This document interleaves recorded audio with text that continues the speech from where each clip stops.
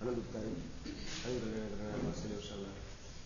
તારક તીર્થંકર સ્વામી ભગવાન મહાવીર મહારાજે અંતિમ સમય નજીક પોતાનો જાણી અને છેલ્લે અનરાધાર દેશનાનો ધોધ વરસાવવાનું કામ કરે છે. 48 કલાક સુધી લાગ લગાટ પરમાત્માની દેશના ચાલી અને એ દેશનાની અંદર અનેક પ્રકારની ઘટનાઓ બનેલી છે. એની અંદર એક મહત્વપૂર્ણ ઘટના સૌથી છેલ્લે બને છે પુણ્યપાલ રાજાના સ્વપ્નના ફલાદેશ. એની આપણે વિચારણા કરેલા છે. આ જ પ્રકારના આવેલા સપના એ આવનારા કળિયુગનો આપણને એક એક્સરે રિપોર્ટ આપવાનું કામ કરે છે. આવનારો કળિયુગ કેવા પ્રકારનો હશે.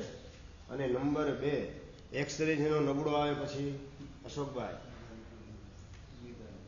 ટ્રીટમેન્ટ વ્યવસ્થિત કરવામાં લાગી જાય. મારો એક્સરે ફ્રેક્ચરનો છે તો હવે એના હથોડો મારો, હવે તૂટી ગયો, હવે પગ તો તૂટી ગયો છે. એવી કોઈ મૂર્ખામી માણસ કરતું નથી. એમ આપણો આ કળિયુગનો નબળો એક્સરે જાણ્યા પછી એના નુકસાન આપણને વધારે ભોગવવા ન પડે. અને નંબર 2, કઈ કઈ બાબતમાં આપણે સાવધાન રહેવાનું એ અંગેનો બોધપાઠ આ સ્વપ્નના ફલાદેશના માધ્યમથી આપણે મેળવવાનો છે. પેલું સપનું, એની વિચારણા આપણે ચાલતી હતી, બરાબર. પેલા સપનાની અંદર ગજરાજ ભંગારશાળા જેવા હસ્તીશાળાની અંદર રહેલો, તકલીફો ઘણી બધી હોવા છતાં પણ એને છોડીને મહાત્મની પ્રેરણા થાય, અંકુશ મારે મહાવત છતાં પણ એ ભંગારશાળા જેવી હસ્તીશાળાને છોડવા તૈયાર થતો નથી. અને સામે નવી હસ્તીશાળા, એની અંદર કોઈ પ્રોબ્લેમ નથી. અહીંયા પ્રોબ્લેમ ચિક્કાર છતાં પણ છૂટતો નથી. એમાં 2-4 હાથી જાય છે, પણ મોટા ભાગના ત્યાંના ત્યાં જ રહે છે. તો પ્રભુ આનો શું ફલાદેશ હશે? આ પ્રશ્ન પૂછે છે પુણ્યપાલ રાજા. એના અનુસંધાનની અંદર ગઈકાલે આપણે વાત કરી હતી. હાથી એટલે કોણ? હા, શ્રાવકો. તમને હાથીની ઉપમા આપે છે, હલકી ઉપમા નથી આપતા જયેન્દ્રભાઈ. હાથીની ગઈકાલે 10 પ્રકારની વિશેષતા એને પણ આપણે સમજેલા છીએ.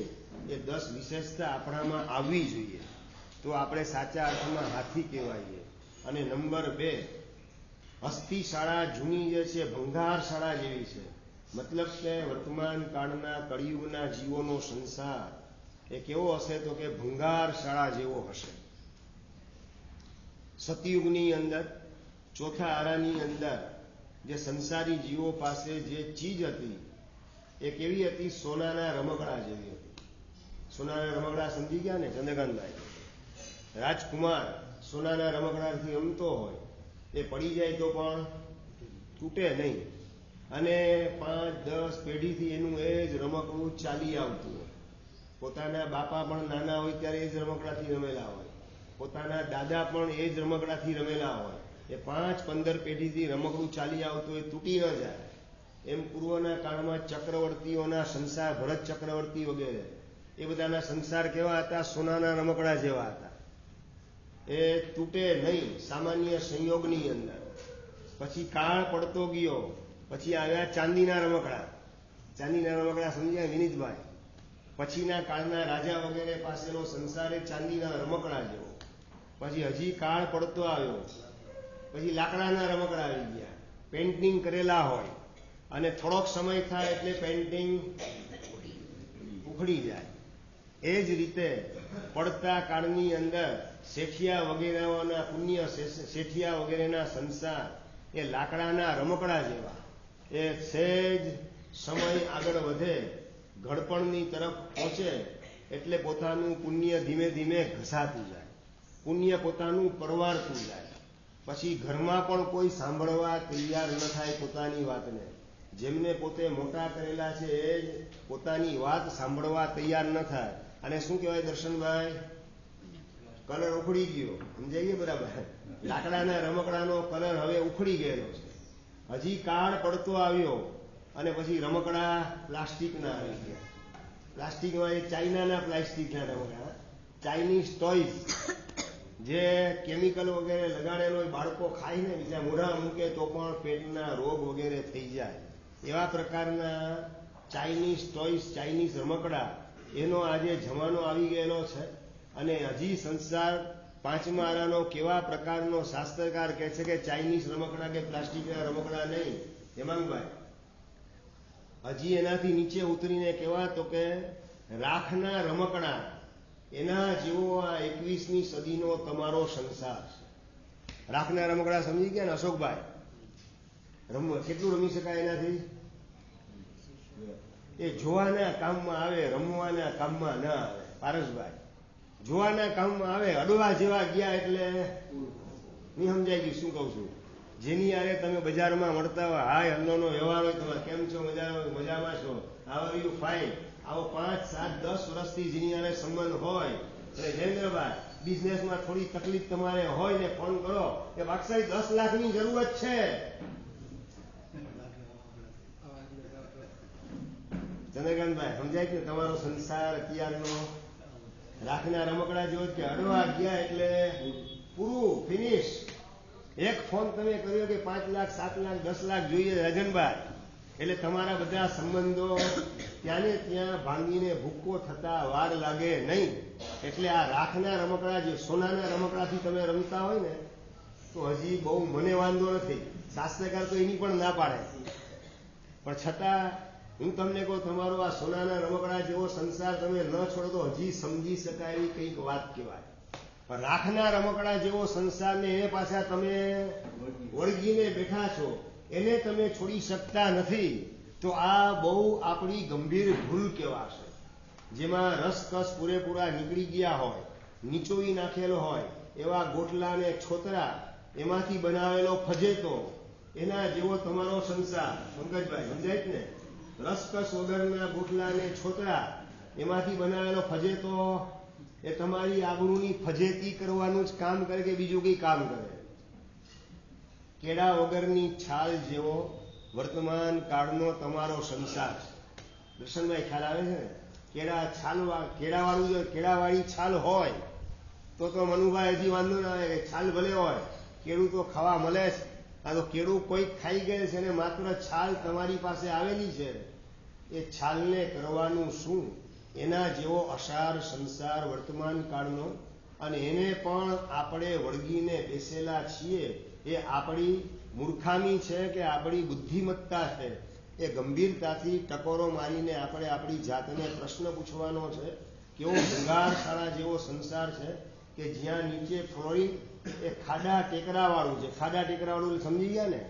ઘડીકમાં પુણ્યનો ઉદય ને ઘડીકમાં પાપનો ઉદય, કભી દુઃખ કભી છાંવ, અપ્સ એન્ડ ડાઉન્સ સતત આવે જ રાખે, એવા પ્રકારનું ખાડા ટેકરાવાળું તમારું ફ્લોરિંગ છે.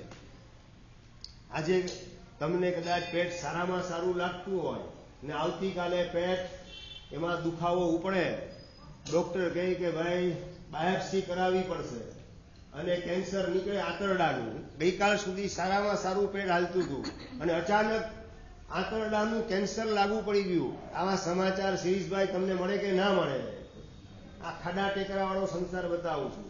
ગઈકાલ સુધી જે કદાચ કરોડપતિ હોય એ આજે રોડપતિ બની જાય, શેર બજારનો ઇન્ડેક્સ તૂટતાની સાથે જ.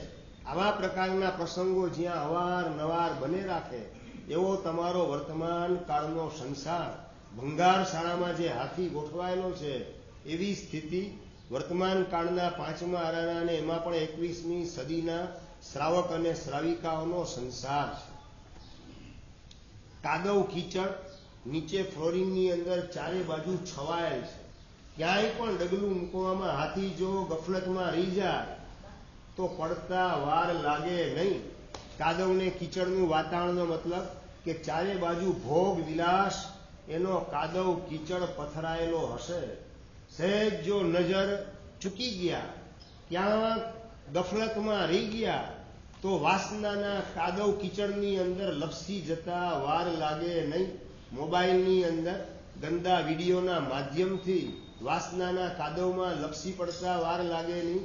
અને બજારની અંદર ઉદ્ભટ વેશ પહેરીને નીકળતા વિજાતીય પાત્ર, એ વખતે પણ જો આંખ ઉપર કંટ્રોલ રહે નહીં તો એ કાદવ કીચડ વિષય વાસનાનો એમાં લપસી જતા વાર લાગે નહીં. ચારે બાજુ કાદવ કીચડ પથરાયેલ છે. સામે હસ્તીશાળા નવી, એની અંદર ફ્લોરિંગ સારામાં સારું છે, કાદવ કીચડ નથી, એકદમ નીટ એન્ડ ક્લીન. અને એવા પ્રકારનું ફ્રોડિંગ હોવા છતાં, હાથીને દેખાવા છતાં ભંગાર શાળા જેવી હસ્તી શાળા એને છોડવા તૈયાર નથી. નવી હસ્તી શાળા એટલે કઈ મહેશભાઈ? નવી હસ્તી શાળા એટલે કે સાધુ જીવન શ્રમણ સંસ્થા. એ કેવું છે તો કે નવી હસ્તી શાળા સમાન છે, જ્યાં અંધારું બિલકુલ નથી, સમ્યક જ્ઞાનનો પ્રકાશ પથરાય છે. 24 કલાક સાધુ જીવનની અંદર કોઈ પણ સાધુ ભગવાનને જુઓ એટલે શું કરતા હોય? સ્વાધ્યાય કરતા. સ્વાધ્યાયનો એટલે કે જ્ઞાનનો પ્રકાશ પ્રાપ્ત કરીને આની અંદર આશ્રવ શું અને સંવર શું? આશ્રવ એટલે કર્મ બંધાય એવા પ્રકારના સાધનો કયા, અને સંવર એટલે કર્મ બંધ અટકાવે એવા પ્રકારના ઉપાય કયા, એની વિચારણા કરતા કરતા પોતાના વૈરાગ્યને વધુને વધુ પ્રજ્વલિત કરવાનું કામ સાધુ સાધ્વી ભગવંતો કરતા હોય. સમ્યક જ્ઞાનના પ્રકાશની અંદર મોક્ષ માર્ગ એનું દર્શન કરે. મોક્ષ માર્ગમાં હું ક્યાં, મારે ક્યાં પહોંચવાનું છે, એના માટે કેટલી મહેનત કરવાની આવશ્યકતા છે, આ બધી શાસ્ત્રરૂપી સ્વાધ્યાય એના પ્રકાશની અંદર પોતાની જાતનું અવલોકન કરે, મોક્ષ માર્ગનું અવલોકન કરે અને એના દ્વારા પોતે સલામતીપૂર્વક મોક્ષ માર્ગે આગળ વધતો જાય. પણ જૂની ભંગાર શાળામાં તો ચારે બાજુ બ્લેકઆઉટ છવાયેલ છે, અંધારું ઘોર છે, અજ્ઞાનનું અંધારું શ્રાવક જીવનની અંદર વર્તમાન કાળની અંદર ચિત્કાર જોવા મળતું હોય છે. હું પરીક્ષણ કરાવવા માટે મુંબઈ ચકાલા સંઘમાં ગયેલો હતો. મુંબઈ અંધેરીની બાજુમાં ચકાલા છે. એ ચકાલા સંઘની અંદર પરીક્ષણ કરવા માટે ગયો. પરીક્ષણની અંદર બધા ચડાવવા અલગ અલગ બોલાતા હોય. એ અલગ અલગ ચડાવવાની અંદર એક ચડાવો હતો વાડા કૂચી પૂજા, એનો આદેશ. જયેન્દ્રભાઈ, મેં જિંદગીમાં પહેલી વાર હવે વાડા કૂચી ભગવાનને લગાડાય પણ નહીં. વાડા કૂચી મુક્તિભાઈ તમારા મોઢા ઉપર ફેરવે તો કેવી વાગે, કેવી ખૂંચે. અને વાડા કૂચી પૂજા એનો પાછો ચડાવો, વાર્ષિક ચડાવો, આદેશ બોલા. મેં અટકાવ્યો આદેશ. ભાઈ, આ બધા આદેશ બોલવાના ન હોય. વાડા કૂચી બંધ કરવાની એનો આદેશ કાયદેસર બોલી અને તમે એને પરવાનું આપવાનું કામ પૂજારીને શા માટે કરી ગયેલા છો? આ શું છે?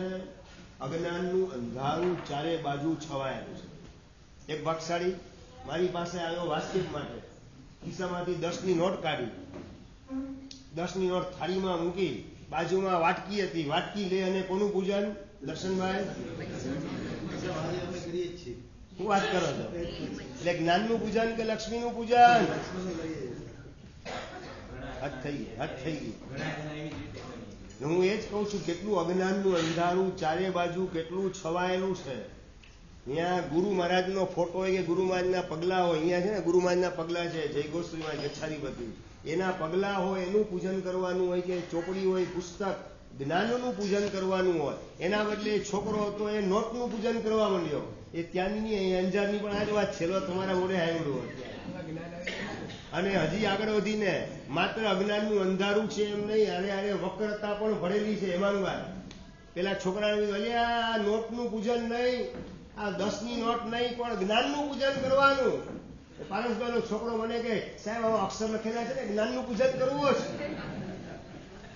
ચિંતનભાઈ, હવે આને પોગવું કઈ રીતે પહોંચાય? આ મહામાયા મોહ રાજાનું અંધારું અને અજ્ઞાનનું અંધારું બે મિક્સ થઈ ગયેલા. અણસમજણ એટલે કે અજ્ઞાનનું અંધારું, અને વક્રતા એટલે મોહનું અંધારું બે ભેગા થાય એટલે અંધ તમસ કહેવાય, ગાઢ અંધકાર કહેવાય, જેમાં બિલકુલ હું આત્મા અને મારે પરમાત્મા થવાનું છે એવા પ્રકારની સમજણ બિલકુલ મળે નહીં. જો આ પણ એક અજ્ઞાનનું અંધકાર સમજાય છે ને. વ્યાખ્યાનની અંદર ખુરશીનો અવાજ કરી રાખવો, આપણે આપણું સિંહાસન બરાબર ગોઠવવા માટે વ્યાખ્યાન ડિસ્ટર્બ થાય તો ડિસ્ટર્બ થવા દેવાનું. મુક્તિભાઈ, આ પણ એક અજ્ઞાનનું અંધારું છે. આવા કેટલા અજ્ઞાનના અંધારા. ભાઈ, સિંહાસન બરાબર ગોઠવાયેલ જ છે, આપણે ત્યાં ગોઠવાઈ જાઓ. આપણો કોઈ ફોટો પડવાનું નથી કે એની અંદર આપણો પોઝ આમ સારો લાગશે ને આમ બરાબર નહીં લાગે, એનો વિચાર કરવાનો. માત્ર કાનથી જીન વાણીનું શ્રવણ કરવાનું છે. ખુરશી જે છે એ સ્થિતિની અંદર ગોઠવાઈ જઈએ, પણ વ્યાખ્યાનની ધારા પ્રવચનકાર મહાત્માની તૂટે નહીં એ રીતે ચૂપચાપ સાયલન્ટની મારે વ્યાખ્યાનની અંદર ગોઠવાઈ જવું છે. આવો સમ્યક જ્ઞાનનો પ્રકાશ એનો પણ મોટા ભાગે દુકાળ મળતો હોય છે. દેરાસરમાં ઉપાશ્રયમાં એન્ટ્રી કરો ત્યારે પણ મોબાઈલની સ્વિચ તમારી ઓન હોય કે ઓફ હોય? પારસભાઈ, એ સ્વિચ ઓન એટલે એ અજ્ઞાનનું અંધારું છે. 3 લોકના નાથ. હજી બીજી વાત કહું, નરેન્દ્રભાઈ મોદીને મળવા જાવ ત્યારે સ્વિચ ઓન હોય કે ઓફ હોય મોબાઈલનું? હે, શું વાત કરો? એટલે અહીંયા દેરાસરમાં ઝામર લગાવી દે એમ કેવું તમારે? શિરીષભાઈ, દેરાસર ઉપાસનીમાં ઝામર લગાવી દો એની વાત કરે છે રાજનભાઈ. અહીંયા કદાચ તમે ભૂપેન્દ્રભાઈ પટેલને મળવા જાઓ, ગુજરાતના સીએમ ને, તો મોબાઈલની સ્વિચ ઓફ કરીને પછી જાઓ, ત્યાં તમારી અક્કલ ચાલે છે. તો 3 લોકના નાથ સીએમ પીએમ ને રાષ્ટ્રપતિને ચક્રવર્તી કરતા પણ ક્યાંય ઊંચી જેમની પોસ્ટ, એમને મળવા માટે દેરાસરમાં જઈએ અને સ્વિચ મોબાઈલની ઓન હોય અને ગમે ત્યારે ઘંટડી વાગે, 3 લોકના નાથ એની આપણે આસાધના કરીએ, એનું ઇન્સલ્ટ કરીએ, એની નોંધ આપણા મગજમાં ખરી કે નહીં? સીએમ પીએમ ની કલેક્ટરને મળવા જાવ ને તોય મોબાઈલ બહાર મૂકીને જવું પડે. કલેક્ટરને કમિશનર એનું ઇન્સલ્ટ કહેવાય, એની યારે વાતચીત ચાલે ને મોબાઈલની ઘંટડી વાગે તો આ સમજણ છે. ગુરુદેવની પાસે વાત કરવા જઈને મોબાઈલની ઘંટડી વાગે તો ગુરુદેવની ઇન્સલ્ટ કહેવાય, આસાધના કહેવાય. આવી સમજણ હજી આવી નથી. 4 મહિના પૂરા થવા આવ્યા. હવે વ્યાખ્યાનનું સર્વમંગળ જ થાય બરાબર છે. આટલા 4 મહિનાના પ્રવચન સાંભળ્યા પછી પણ હજી એ સમજણનો પ્રકાશ અંદરમાં ફેલાતો નથી કે મોબાઈલના માધ્યમથી કલેક્ટર કે કમિશનર કે મામલતદાર કે સીએમ કે પીએમ કોઈની પણ પાસે જાઓ ત્યારે મોબાઈલની સ્વિચ ઓફ હોય ને કાં બહાર મોબાઈલ મૂકીને જતા હો તો 3 જગતના નાથ દેવાધિદેવ અને ગુરુદેવની પાસે મળવા જતી વખતે મોબાઈલની સ્વિચ ઓન રાખી અને તારક સ્થાનની આસાધનામાં મારે જોડાવું નથી. આવા પ્રકારની સમજણનો પ્રકાશ લગભગ કળિયુગના શ્રાવકોની અંદર અલોપ થઈ ગયો છે. સમજણ જાણે કે સંસારમાં જ તગડી છે. તારક સ્થાનની અંદર આવે, ધર્મ સ્થાનમાં આવે ને જાણે કે સમજણ ટોટલી ફ્લોપ થઈ જાય, અલોપ થઈ જાય, ગાયબ થઈ જાય, ખબર પડે નહીં. બધી તમારી સમજણ એ સંસાર માટે તમે અનામત રાખેલી છે. તારક સ્થાનની અંદર જોડાયા પછી આપણે આપણી સમજણનો દુરુપયોગ કરવો નથી, અજ્ઞાનના અંધારામાં અટવાવું નથી, આસાધનાના માધ્યમથી આપણે બંધાવવું નથી. આવી સમજણ એનો પ્રકાશ કળિયુગના ભંગારશાળા જેવા સંસારની અંદર એ પ્રકાશ મળવો બહુ દુર્લભ હશે. અજ્ઞાનનું અંધારું ચારે બાજુ છવાયેલું છે. એક બાજુ અંધારું છે, બીજી બાજુ ફ્લોરિંગ અપ્સ એન્ડ ડાઉન્સ વાળું, ગમે ત્યારે પુણ્ય ને પાપ એમાં ચડ ઉતર થઈ રાખે. ત્રીજા નંબરમાં વિષય વાસનાનો કાદવ ને કિચડ ચારે બાજુ પથરાયેલ છે. ચોથી બાજુ વીછીના ડંખ હાથી ખાઈ રહેલો છે. વીછી ડંખ મારે છે. અલ્પેશભાઈ, કયા વીછીના ડંખ? એટલે વિશ્વાસઘાતના ડંખ અવારનવાર જ્યાં ખાવા પડે એવો વર્તમાન કાળનો તમારો સંસાર છે. વિશ્વાસઘાતના ડંખ ખાધા કે નથી ખાધા? જીમીભાઈ, વિશ્વાસઘાતના ડંખ સવારથી સાંજ સુધીમાં કેટલા, અઠવાડિયામાં, મહિનામાં, વર્ષમાં કેટલા? અને વિશ્વાસઘાત કેટલી હદે 1-2 હજાર નહીં, 12,000 કરોડની મોટી કંપની, મોટું ફર્મ જેણે ઊભું કરેલું છે અને આખા ઇન્ડિયાની અંદર પોતાના નામને ફેમસ કરવાનું કામ કરેલું છે. રેમન્ડ કંપનીનો માલિક અને એનો જ દીકરો એને ઘરની બહાર તગેલી મૂકે, કંપનીની અંદર એન્ટ્રી કરવા દે નહીં અને અત્યારે પોતાની જિંદગીના પાછલા દિવસો હોટલની અંદર એ પૂરા કરીએલ છે. રડતા રડતા દિવસો પસાર કરીએલ છે.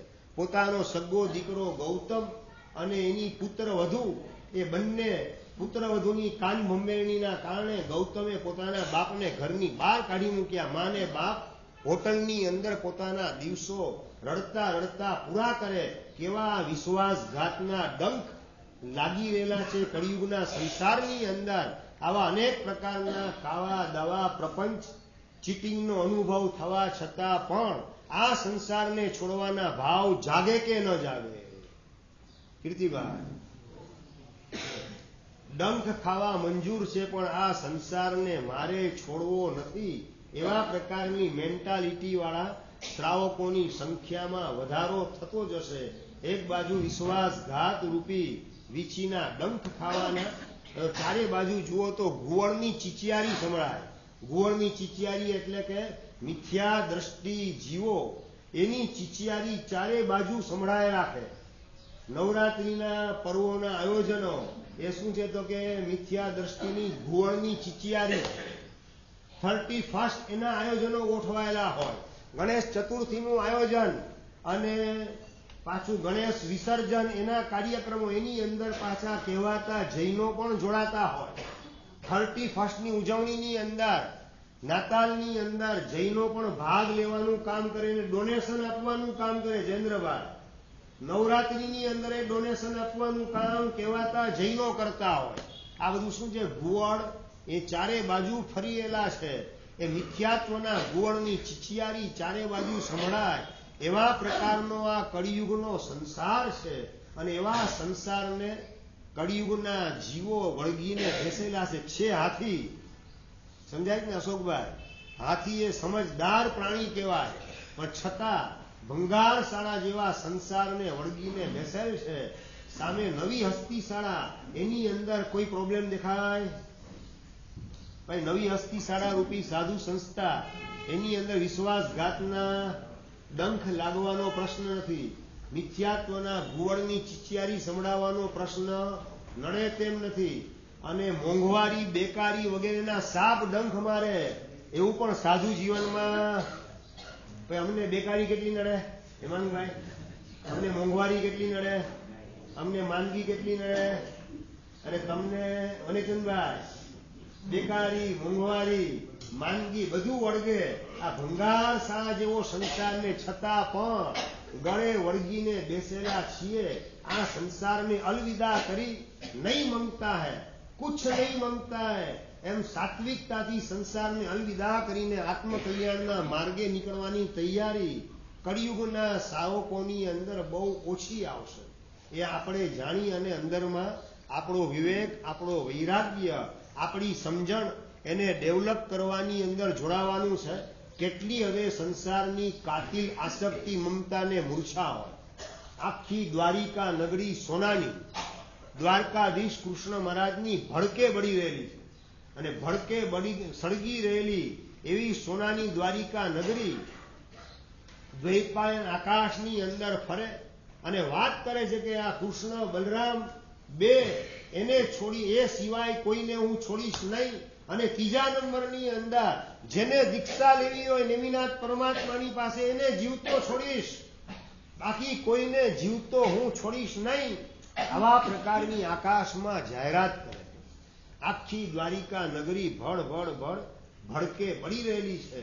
આવી સ્થિતિની અંદર આમ જોને તોની ભાષામાં કલ્પના કરો કે તમે ગોઠવાયેલા હો અને ઉપર આકાશની અંદર દ્વૈપાયન જાહેરાત કરે. આકાશમાં મોઢામાંથી સળગતા ગોળા કાઢી નીચે ઓકવાનું કામ કરે. જે ઘર ઉપર અગન ગોળો પડે અને આખું બિલ્ડિંગ ભડ સળગતા વાર લાગે નહીં અને આખી સોનાની દ્વારિકા નગરી સળગે.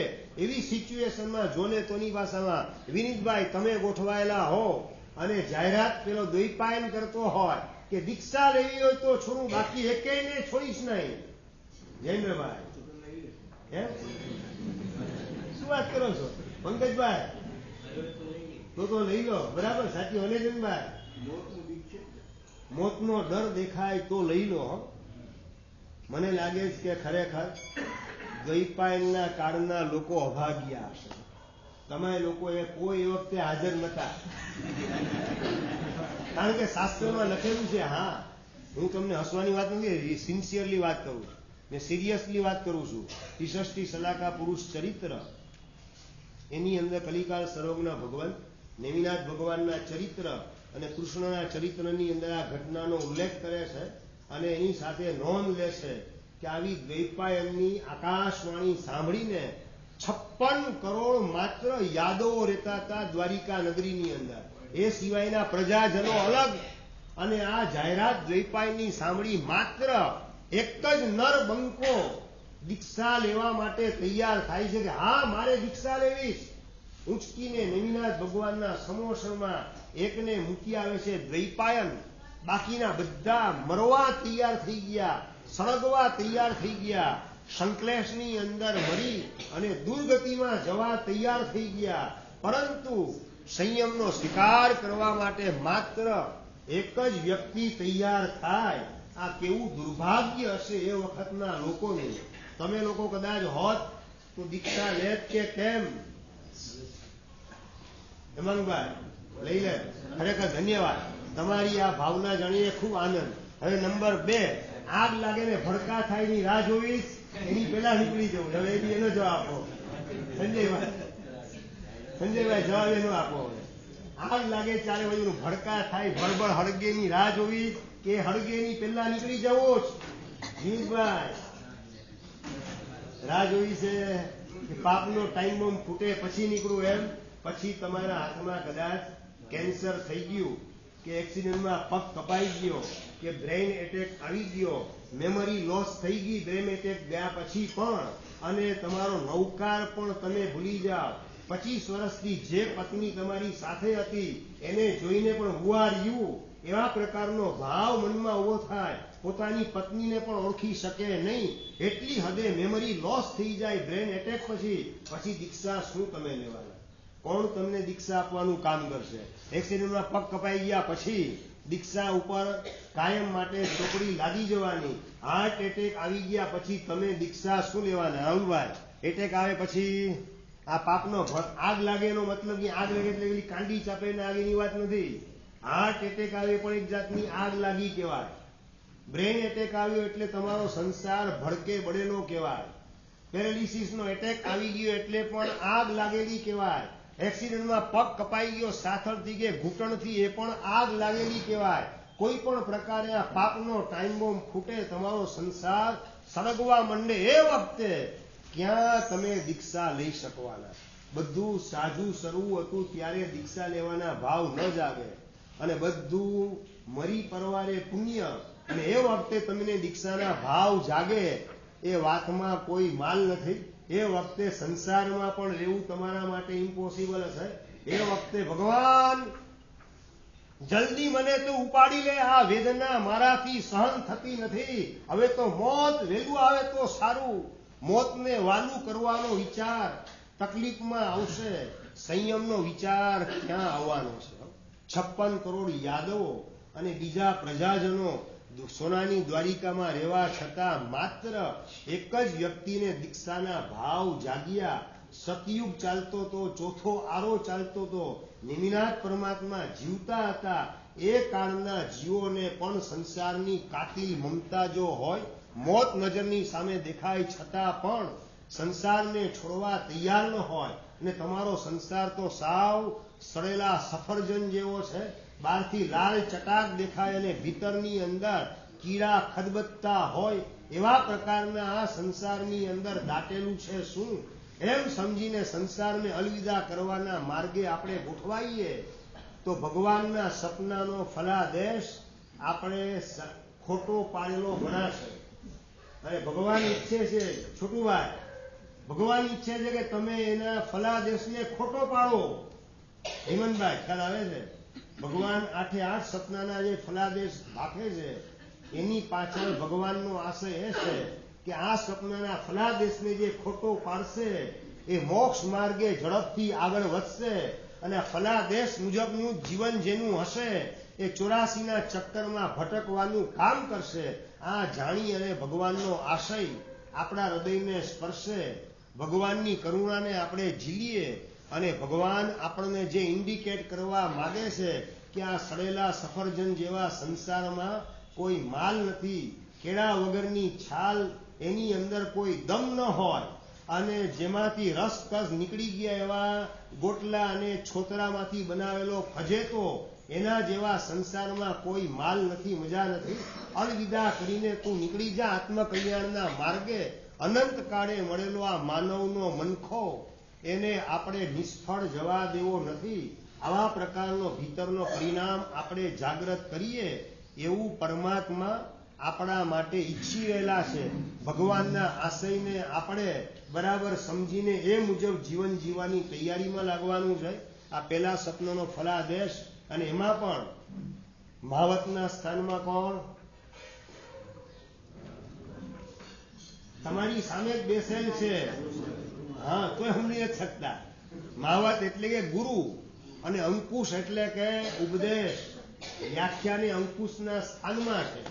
વ્યાખ્યાન રૂપી અંકુશનો ઉપયોગ કરી સદગુરુ રૂપી મહાવત મહેનત કરશે. હાથી રૂપી શ્રાવક એને ભંગાર શાળા જેવા 21મી સદીના સંસારમાંથી બહાર કાઢી અને સામે નવી હસ્તી શાળા એટલે શ્રમણ સંસ્થા, જેમાં ભંગાર શાળાની એક પણ તકલીફ નથી. સાધુ જીવનની અંદર બેકારી કેટલી નડે, મોંઘવારી કેટલી નડે, માંદગી કેટલી નડે, શું નડે, શું ભૂખમરો કેટલો નડે. 3 ટાઈમ છે ને અમારે ગોચરી વધે એવા સંયોગો અંજારની અંદર થાય છે. એટલે ભૂખમરો મુક્તિવાર સાધુજીનો ભૂખમરો બિલકુલ નડે નહીં. કપડાનો દુકાળ સાધુપણામાં બિલકુલ નડે નહીં. મકાનનો પ્રોબ્લેમ 0.1% ન હોય. તમારા મકાન કરતા અમારા ઉપાશ્રય 5 ગણા ને 10 ગણા મોટા, અને છતાં પણ સંસારને છોડી અને આ સમણ સંસ્થામાં એડમિટ થવા માટેની તૈયારી કેટલી. ભાઈ, ભગવાન જે સપનાનો ફલાદેશ ભાખી ગયા એ મુજબ જ જીવન જીવવું છે અમરભાઈ, કે એમાંથી રિવર્સ ગિયરની અંદર ગાડીને લાવવી છે. આ સમજવાનું નહીં, અમલ કરવાનો અવસર છે. સમજવાનું તો ઘણું બધું ઘણા સમયથી કર્યું. એ સમજણ સાચી એ જ છે કે સમજણ આવ્યા પછી એનું તરત ઇમ્પ્લિમેન્ટ થઈ જાય. તમે રસ્તામાં ડ્રાઇવિંગ કરતા હો, હેમાંગભાઈ સેલ્ફ ડ્રાઇવિંગ કરીને જતા હો આગળ, અને સામે આમ ડાયવર્ઝન, ટેક લેફ્ટ ટર્ન વાંચો, એટલે ગાડી આમ સીધી જ ચલાવી રાખો. જીમીભાઈ શું કરો? ડાયવર્ઝનનું બોર્ડ વાંચો, ટેક લેફ્ટ ટર્ન લખેલું હોય, એરો કરેલો હોય, એટલે તરત જ ગાડી લેફ્ટ ટર્ન લે કે ન લે? ના ના, સરકાર તો લખે રાખે. આપણે સરકારનું માનવા થોડા બંધાયેલા છે. આપણે તો સડસડાટ ગાડી ચલાવી, દેખો રસ્તો તો એકદમ ચોખ્ખો, નીટ એન્ડ ક્લીન દેખાય, ટ્રાફિક બિલકુલ નથી, ચાલો આપણી ગાડી ભગાવા દો. હરેશભાઈ, ત્યાં જરાય તમારી બુદ્ધિની બિલાડી આડી ઉતારતા નથી. એ પાટી હોય એને તમે ફોલો કરવાનું કામ કરો છો, એનો અમલ કરો છો. આ શાસ્ત્ર એટલે પાટિયું છે, વ્યાખ્યાન એટલે પાટિયું છે. ટેક લેફ્ટ ટર્ન સમજી ગયા ને? લેફ્ટ ટર્ન એટલે સંસારમાંથી હવે ગાડીને સંયમ દિશામાં વાળવાનું કામ કરો. સંયમની દિશામાં વાળવાની સૂચના શાસ્ત્રકાર આપે, ગુરુ ભગવંત આપે. તમે વ્યાખ્યાન કરનારની એસી તેસી. આપણે તો જે રીતે ચાલીએ છીએ એ જ દિશાની અંદર આપણી ગાડી પૂરપાટ દોડાવા દો. અને તમારી તો ગાડી છે ને પાછી બ્રેક ફેલ છે. તમારી ગાડીમાં બ્રેક મળે કે ના મળે? બ્રેક વગરની ગાડી અને ફૂલ સ્પીડની અંદર ડાયવર્ઝનનું બોર્ડ એની અવગણના કરીને આગળ વધે, આગળ પુલ તૂટેલો આવે, રિઝલ્ટ શું? બ્રહ્મદત્ત ચક્રવર્તી ને શુભમ ચક્રવર્તી જેવા એને પણ ડાયવર્ઝનનું પાટિયું એની અવગણના કરી તો ભૂસકો મારીને સીધા 7મી નરકની અંદર ફેંકાવવું પડ્યું. એવા પ્રકારની કોઈ દુર્ઘટના આપણા જીવનમાં ન બને.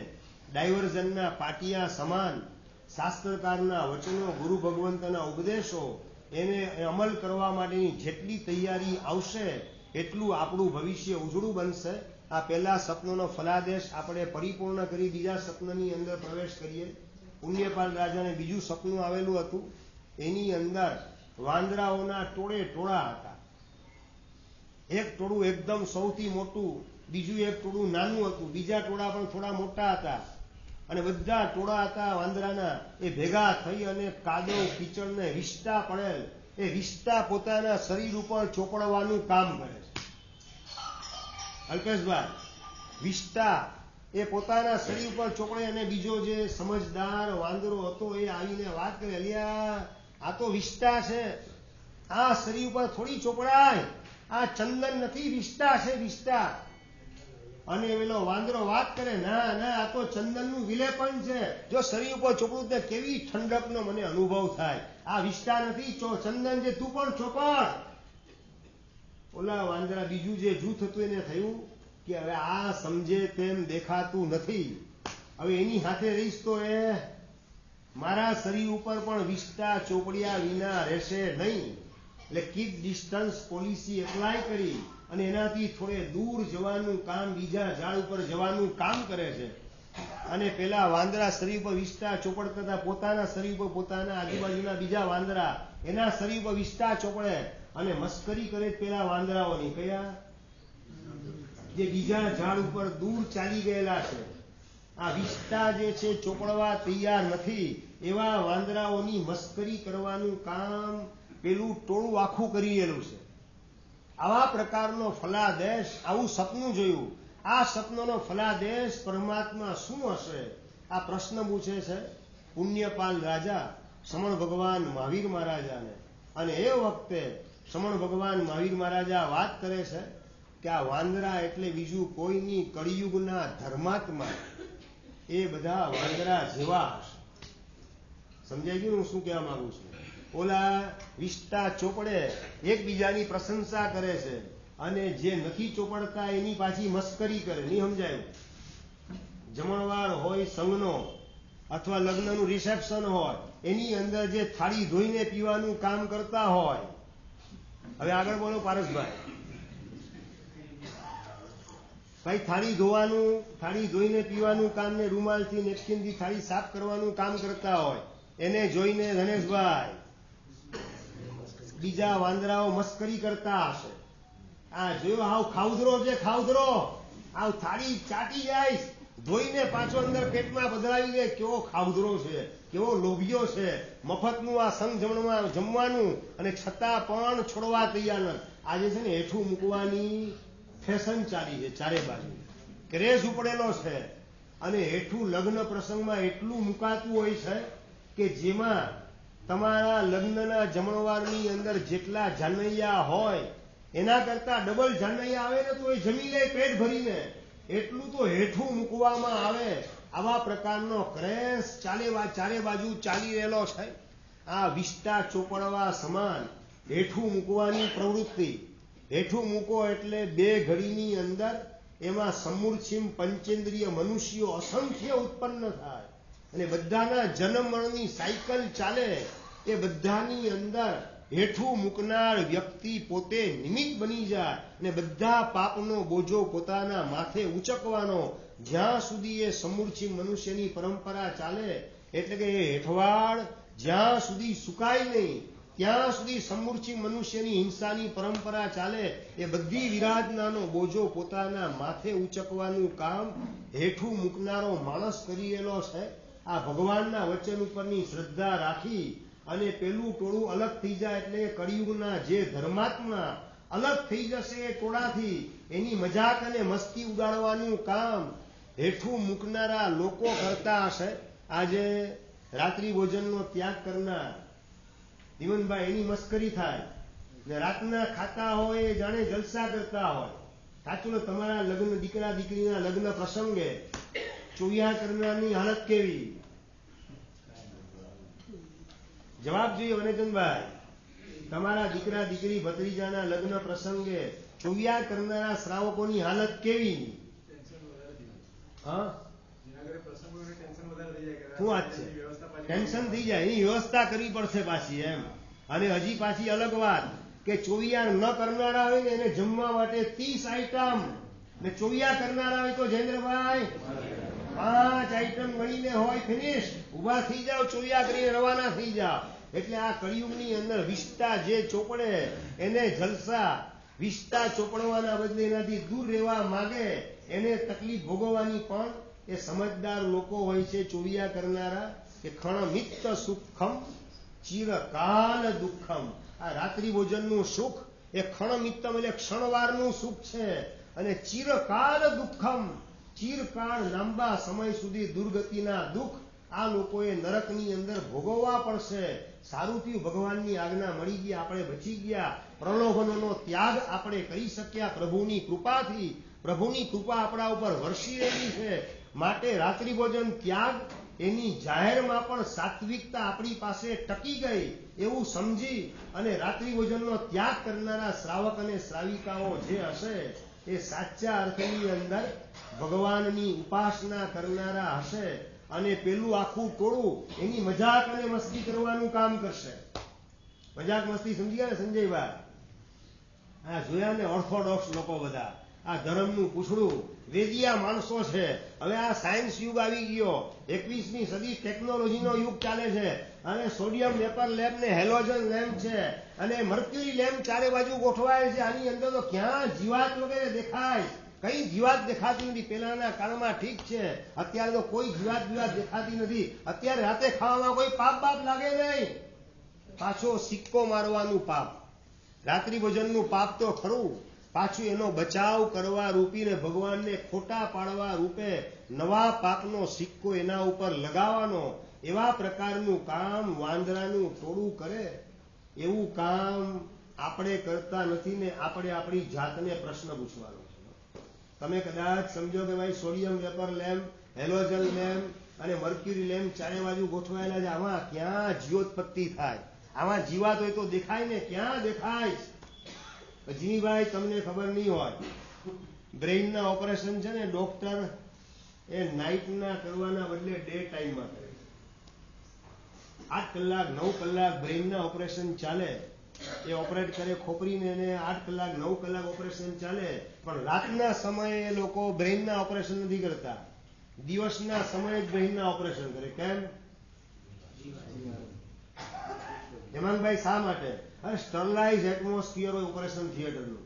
એ સ્ટરલાઇઝ એટમોસ્ફિયરની અંદર પણ જીવોત્પત્તિ થતી અટકાવી શકાતી નથી. એના કારણે રાતે કરેલા બ્રેઇનના ઓપરેશન ફેલ થવા માંડે અને એ સાયન્ટિસ્ટોએ પકડી પાડી ઓળખી ગયા કે ભાઈ રાતના સમયે સ્ટરલાઇઝ એટમોસ્ફિયરનું અંદર પણ ઓપરેશન થિયેટરમાં જીવોત્પત્તિ અટકાવી શકાય એમ નથી અને એ બેક્ટેરિયા વગેરે એટેક કરે બ્રેઇન સેલ ઉપર. ઓપરેટ કરેલું ખોપરી હોય, મગજ હોય, એના ઉપર એટેક કરે અને એના કારણે ઓપરેશન ફેલ જાય છે. એટલે હવે આપણે બ્રેઇનના ઓપરેશન દિવસે કરો, રાતે નહીં, અને ઓપરેશનો સક્સેસ થવા માંડ્યા. આ ભગવાન મહાવીર મહારાજા કેવલ જ્ઞાન રૂપી પ્રકાશની અંદર જોઈ અને આપણને કહી રહેલા છે ભાગશાળી રાતે નહીં ખાતા, રાતે ખાશો તો હિંસા ઘણા બધા જીવોની થશે, એ બધાનું પાપ તમારા માથે આવશે, નરક તમારી પ્રતીક્ષા કરતી હશે, પરમાધમી ધોલાઈને પિટાઈ કરશે, આંખમાંથી લોહીના આંસુની ધાર નીકળે તો પણ કોઈ માયનો લાલ તમને બચાવવા આવવાનો નથી. દીકરા દીકરીના લગ્ન પ્રસંગે રાત્રિ ભોજનનું રિસેપ્શન તમે ગોઠવ્યું અને એની અંદર જમનારા જેટલા હશે એમાંથી એક પણ જાનૈયો કે પરમાધમીના મારની અંદર ભાગ પડાવવા આવવાનો કે નહીં આવવાનો? રાજનભાઈ, એ સમજણ કેટલી? અહીંયા તો સમજણ છે તમારી પાસે, પણ તમારા ઘરે દીકરા દીકરીનો, ભત્રીજાનો, ભાણિયાનો લગ્ન પ્રસંગ આવે એ વખતે રિસેપ્શન રાતે નથી રાખવું, ડે ટાઈમની અંદર રાખવું છે. પરમાત્માની આજ્ઞા મારે વફાદારીથી પાળવી છે. આવા પ્રકારની સમજણ એ વખતે કે ટકે કે બાષ્પીભવન થઈ જાય. કીર્તિભાઈ, એ સમય જો ન ટકે તો જીનવાણીનું કહેલું શ્રવણ આપણા માટે લેખે કેટલું લાગશે? શ્રવણ એ જ છે કે જે શ્રવણ તમને સાચી સમજણ આપી અને આચરણ સુધી પહોંચાડવાનું કામ કરે. શ્રવણ અને આચરણ એ બંને વચ્ચે ખૂટતી કડી હોય એનું નામ છે શ્રદ્ધા. એ શ્રદ્ધા એકવાર જો ભીતરમાં જાગૃત થાય, ભગવાન કે એ કોઈ દિવસ ખોટું હોય જ નહીં, આવા પ્રકારની ઝળહળતી શ્રદ્ધા થાય ને રાતે ખાય તે નરકે જાય, મારે નરકે જવું નથી એવો અંદરનો સંકલ્પ થઈ જાય. ભગવાનની વાત 100% સાચી જ છે એવા પ્રકારની શ્રદ્ધાનો દીવડો અંદરમાં ટમટમતો થઈ જાય તો પછી રાત્રિ ભોજનનું પાપ રેગ્યુલર કોર્સમાં પણ ન ચાલે, રવિવારે પણ ન ચાલે ને રિસેપ્શનમાં પણ ન ચાલે. એવી સિચ્યુએશનની અંદર તમને ગોઠવાતા દુનિયાની કોઈ પણ તાકાત અટકાવી શકે નહીં. એ ભૂમિકાએ આપણે પહોંચવા માટે તમેવ સચ્ચમ નિશંકમ જમ જીણેહિમ પવેયમ, એ જ વાત પરમ સત્ય છે અને નિશંકપણે સત્ય છે. કોઈ પણ જાતની શંકા કુશંકા કર્યા વગર પરમાત્માની એ જ વાત પરમ સત્ય છે એવા પ્રકારની ઝળહળતી શ્રદ્ધાનો દીવડો ભીતરમાં 24 કલાક ટમટમતો હોય તો ક્યારેય પણ પ્રભુના વચનની અવગણના થઈ શકે નહીં. આપણે કળિયુગના ધર્માત્મા એટલે કે વાંદરા તરીકેની ઉપમા અહીંયા ભગવાન આપી રહેલા છે. પહેલા હાથીની ઉપમા પણ આપેલી છે. બીજા નંબરમાં હાથીની 10 વિશેષતા, એમ વાંદરાની પણ 10 વિશેષતા છે. કેટલી પ્રકાર છે પંકજભાઈ? 10 પ્રકારની વિશેષતા છે. પહેલા નંબરમાં વાંદરો છે ને એ ચંચળ હોય. સિંહ હોય ને એ કદાચ સાસણ ગીરના જંગલ વગેરેમાં જાઓ ફરવા માટે, અને સિંહ જે છે એનો તમે 1 મિનિટ સુધી વિડીયો ઉતારો ને ફોટા પાડો, અલગ અલગ 60 ફોટા, એક જ પોઝની અંદર સિંહનો ફોટો હોય, બેઠો દે બેઠો, આમ કે તેમ, જરાય હરફર કરે નહીં. અને નંબર 2, વાંદરાનો 1 મિનિટમાં 60 ફોટા પાડો, 60 ફોટા અલગ અલગ, નહીં સમજાયું? 40 લોગસના કાવસગમાં તમારા ફોટા પાડે. હવે સમજણ પડી બરાબર. સંવત્સરી 40 લોગસનો કાવસગમાં એક લોગસે તમારો ફોટો પાડે, દરેક પોઝ અલગ અલગ જુદા જુદા મળે. આ શું છે? આપણી ચંચળતા છે. આપણે કાવસગમાં પણ ચંચળ, નૌકારવાળી ગણવાની એની અંદર ચંચળતા કે સ્થિરતા? નૌકારવાળીની અંદર આંખ બંધ કરીને આખી માળા તમે ગણો ને પૂરી થઈ જાય, મેરુદંડ પાછો આવી જાય, ફૂમતું પાછું આવે ત્યારે જ આંખ ઉઘડે, એની પહેલા આંખ ન ઉઘડે એવી માળા કેટલી? એકેય માળા એવા પ્રકારની. આમ શરૂઆતમાં આંખ બંધ કરીને ગણતા હો, હજી 25% માળા પૂરી થાય ન થાય ને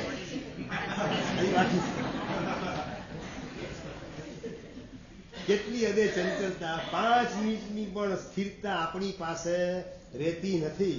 48 મિનિટનું સામાયિક કરીને બેઠા હો અને સામાયિકની અંદર આમ શાંતિથી સ્વાધ્યાય કરતા હો અને સામાયિક આખું પતી જાય પછી તમને ખબર પડે એવી સામાયિક કેટલી? કીર્તિભાઈ, મહેશભાઈ, એવી સામાયિક કેટલી થાય? એકેય નહીં. સામાયિક ચાલતું હોય, સ્વાધ્યાય ચાલતો હોય, વચ્ચે વચ્ચે હજી વાર છે, 10 મિનિટની વાર છે, પાછું સ્વાધ્યાય કરવા લાગી ગયા. આનું નામ ચંચળતા છે. આ કળિયુગના ધર્માત્મા જે છે ને એમાં ચંચળતા ઘણી બધી હશે. વ્યાખ્યાનમાં આવો ત્યારે ભાવ તમારા ક્લાઇમેક્સ ઉપર હોય. તમારા ભાવ એમ જ થાય કે આજે તો છઠનું પચખાણ લઈ જ લેવું છે, એવા ભાવ જાગી જાય. જેવા ઘરે જાવ એટલે પાછા સંજયભાઈ ઓલી રાબડીની સુગંધ આવે અને એના ઘૂઘરા ને ફાફડા દિવાળીના ચકરી હોય એની સુગંધ આવે. એમ થાય કે ઓલું આ રહી જશે ખાવાનું, હવે છઠ તો આવતી દિવાળીમાં કરશું, અત્યારે આ ઘૂઘરાને ન્યાય આપી દેવા દે, આ ચકરીને ન્યાય આપી દેવા દે. આ શું છે? ચંચળતા છે.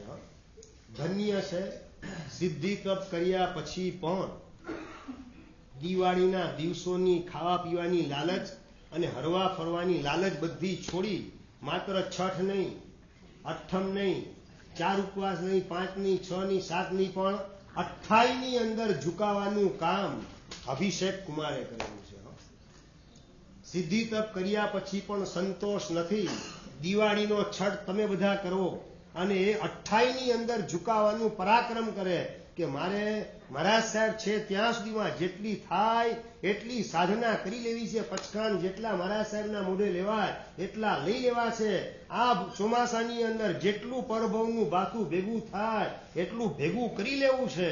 આવા પ્રકારનો ઉત્સાહ ને ઉમંગ આસમાનને સ્પર્શે એટલે કે ચંચળતા અંદરથી ખસી જાય, એની જગ્યાએ સ્થિરતા ગોઠવાઈ જાય. આ સમજી રાખો કે ચંચળ બેન ને ધીરજભાઈ એનું કપલ ક્યાંય જોવા નહીં મળે.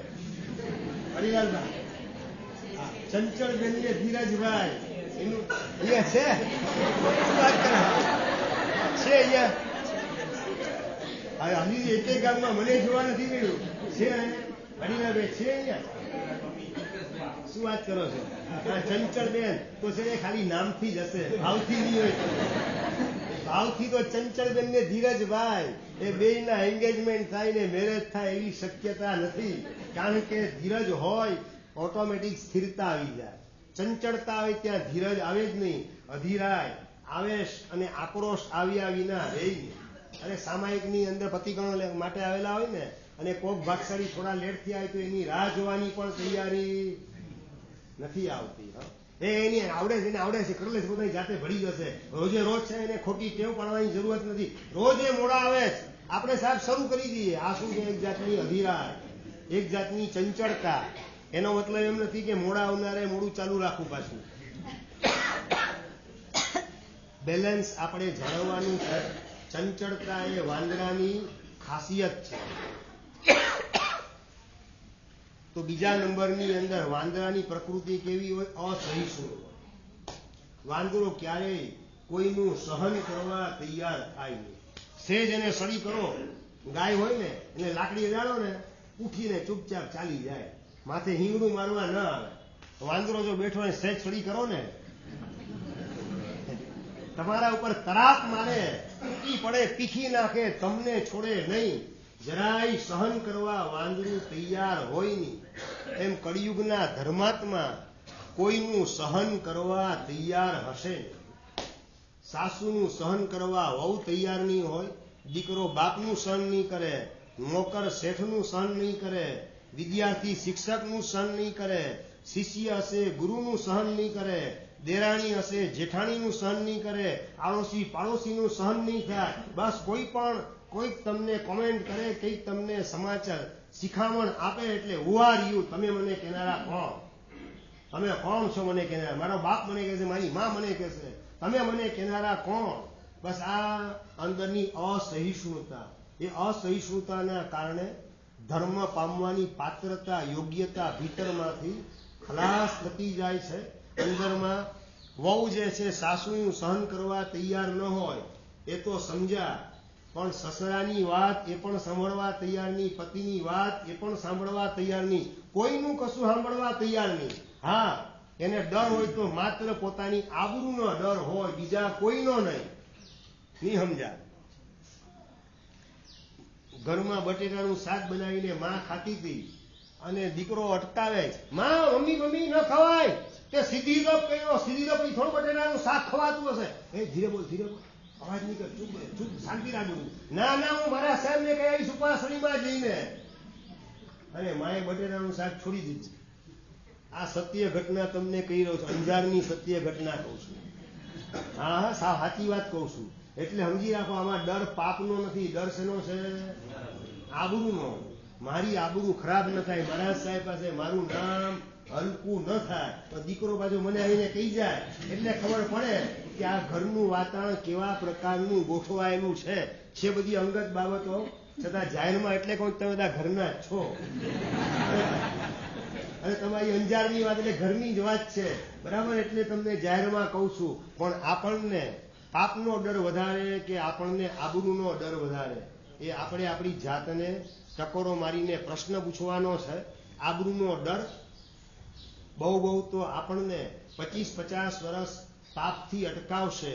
તો પાપનો જો ડર હશે તો આ ભવ, આવતો ભવ ને પછીની ભવની પરંપરામાં પણ ક્યાંય પાપ રાચી માચીને કરવાનું મન આપણને બિલકુલ થઈ શકશે નહીં. અને કરવા પડતા પાપની અંદર પણ આપણે લાચારી અનુભવશું, આંખમાંથી આંસુ પડતા હશે. એની આલોચના લેવાનું કામ, પ્રાયશ્ચિત વહન કરવાનું કામ, અને ઝડપથી આપણો આત્મા નીટ એન્ડ ક્લીન થઈ જાય, પાપના ડાઘા ઉખડી જાય, એ દિશાની અંદર પ્રયત્ન થવા માંડશે. પણ જે અસહિષ્ણુ છે, કોઈનું જેને સાંભળવું જ નથી, એ વ્યક્તિ પાપના ડાઘને કાઢશે કેમ? પહેલા નંબરમાં વાંદરો ચંચળ, બીજા નંબરમાં અસહિષ્ણુ, અને ત્રીજા નંબરની અંદર અનુકરણ કરવાનો સ્વભાવ. એ વાંદરાની ખાસિયત છે. આપણે સ્કૂલમાં ભણતા ત્યારે એક વાર્તા આવતી હતી, હરેચંદભાઈ, આ ટોપી વાળો વેપારી, ટોપી પડી હતી ને વાંદરા એક પછી ઉપાડીને હાલ્યા ગયા અને જોયું કે ઉપર હવે પથ્થરો મારીને વાંદરાને ટોપી મેળવવા માટે પ્રયત્ન કરે તો વાંદરો ટોપી કાઢે બિલકુલ નહીં. શું કર્યું? એને પોતાની ટોપી કાઢીને આમ જોરથી ફેંકી. જે પોતાની ટોપી વેપારીએ નીચે ફેંકી, વાંદરા એકો એક ઉપરથી જુએ ત્યારે ફેંકી. આપણે પણ ફેંકીએ, ટપોટપ બધાએ ટોપી ફેંકી, બધી ટોપી ભેગી કરી, વેપારી ચાલતો થઈ ગયો. આ વાંદરાની કઈ લાક્ષણિકતા? ત્રીજા નંબરની અનુકરણ. નહીં સમજાયું? બાજુ વાળો જે છે એને પોતાના દીકરાને મીડિયમ ઇંગ્લિશમાં દાખલ કર્યો છે. સમજાઈ ગયું? બરાબર. I am coming to that point. આપણે પણ આપણા દીકરાને મીડિયમ ઇંગ્લિશની અંદર દાખલ કરો. સેન્ટ મેરીની અંદર, સેન્ટ જોસેફની અંદર આપણે આપણા દીકરા દીકરીને દાખલ કરવા માંડો. આ શું છે? અનુકરણ. પેલા એ પોતાના દીકરાને ફોરેન ભણવા માટે મોકલેલો છે. આપણે પણ આપણા દીકરાને ફોરેન ભણવા માટે મોકલો. એટલે આપણે ફોરેન મોકલ્યા પછી એનો દીકરો ત્યાં કાયમ સેટલ થઈ ગયો ને અહીંયા આવવાની ના પાડે છે. અને પૈસા પણ મોકલવા મા બાપ પાસે રાજી નથી. મા બાપને ટોટલી ભૂલી ગયો છે.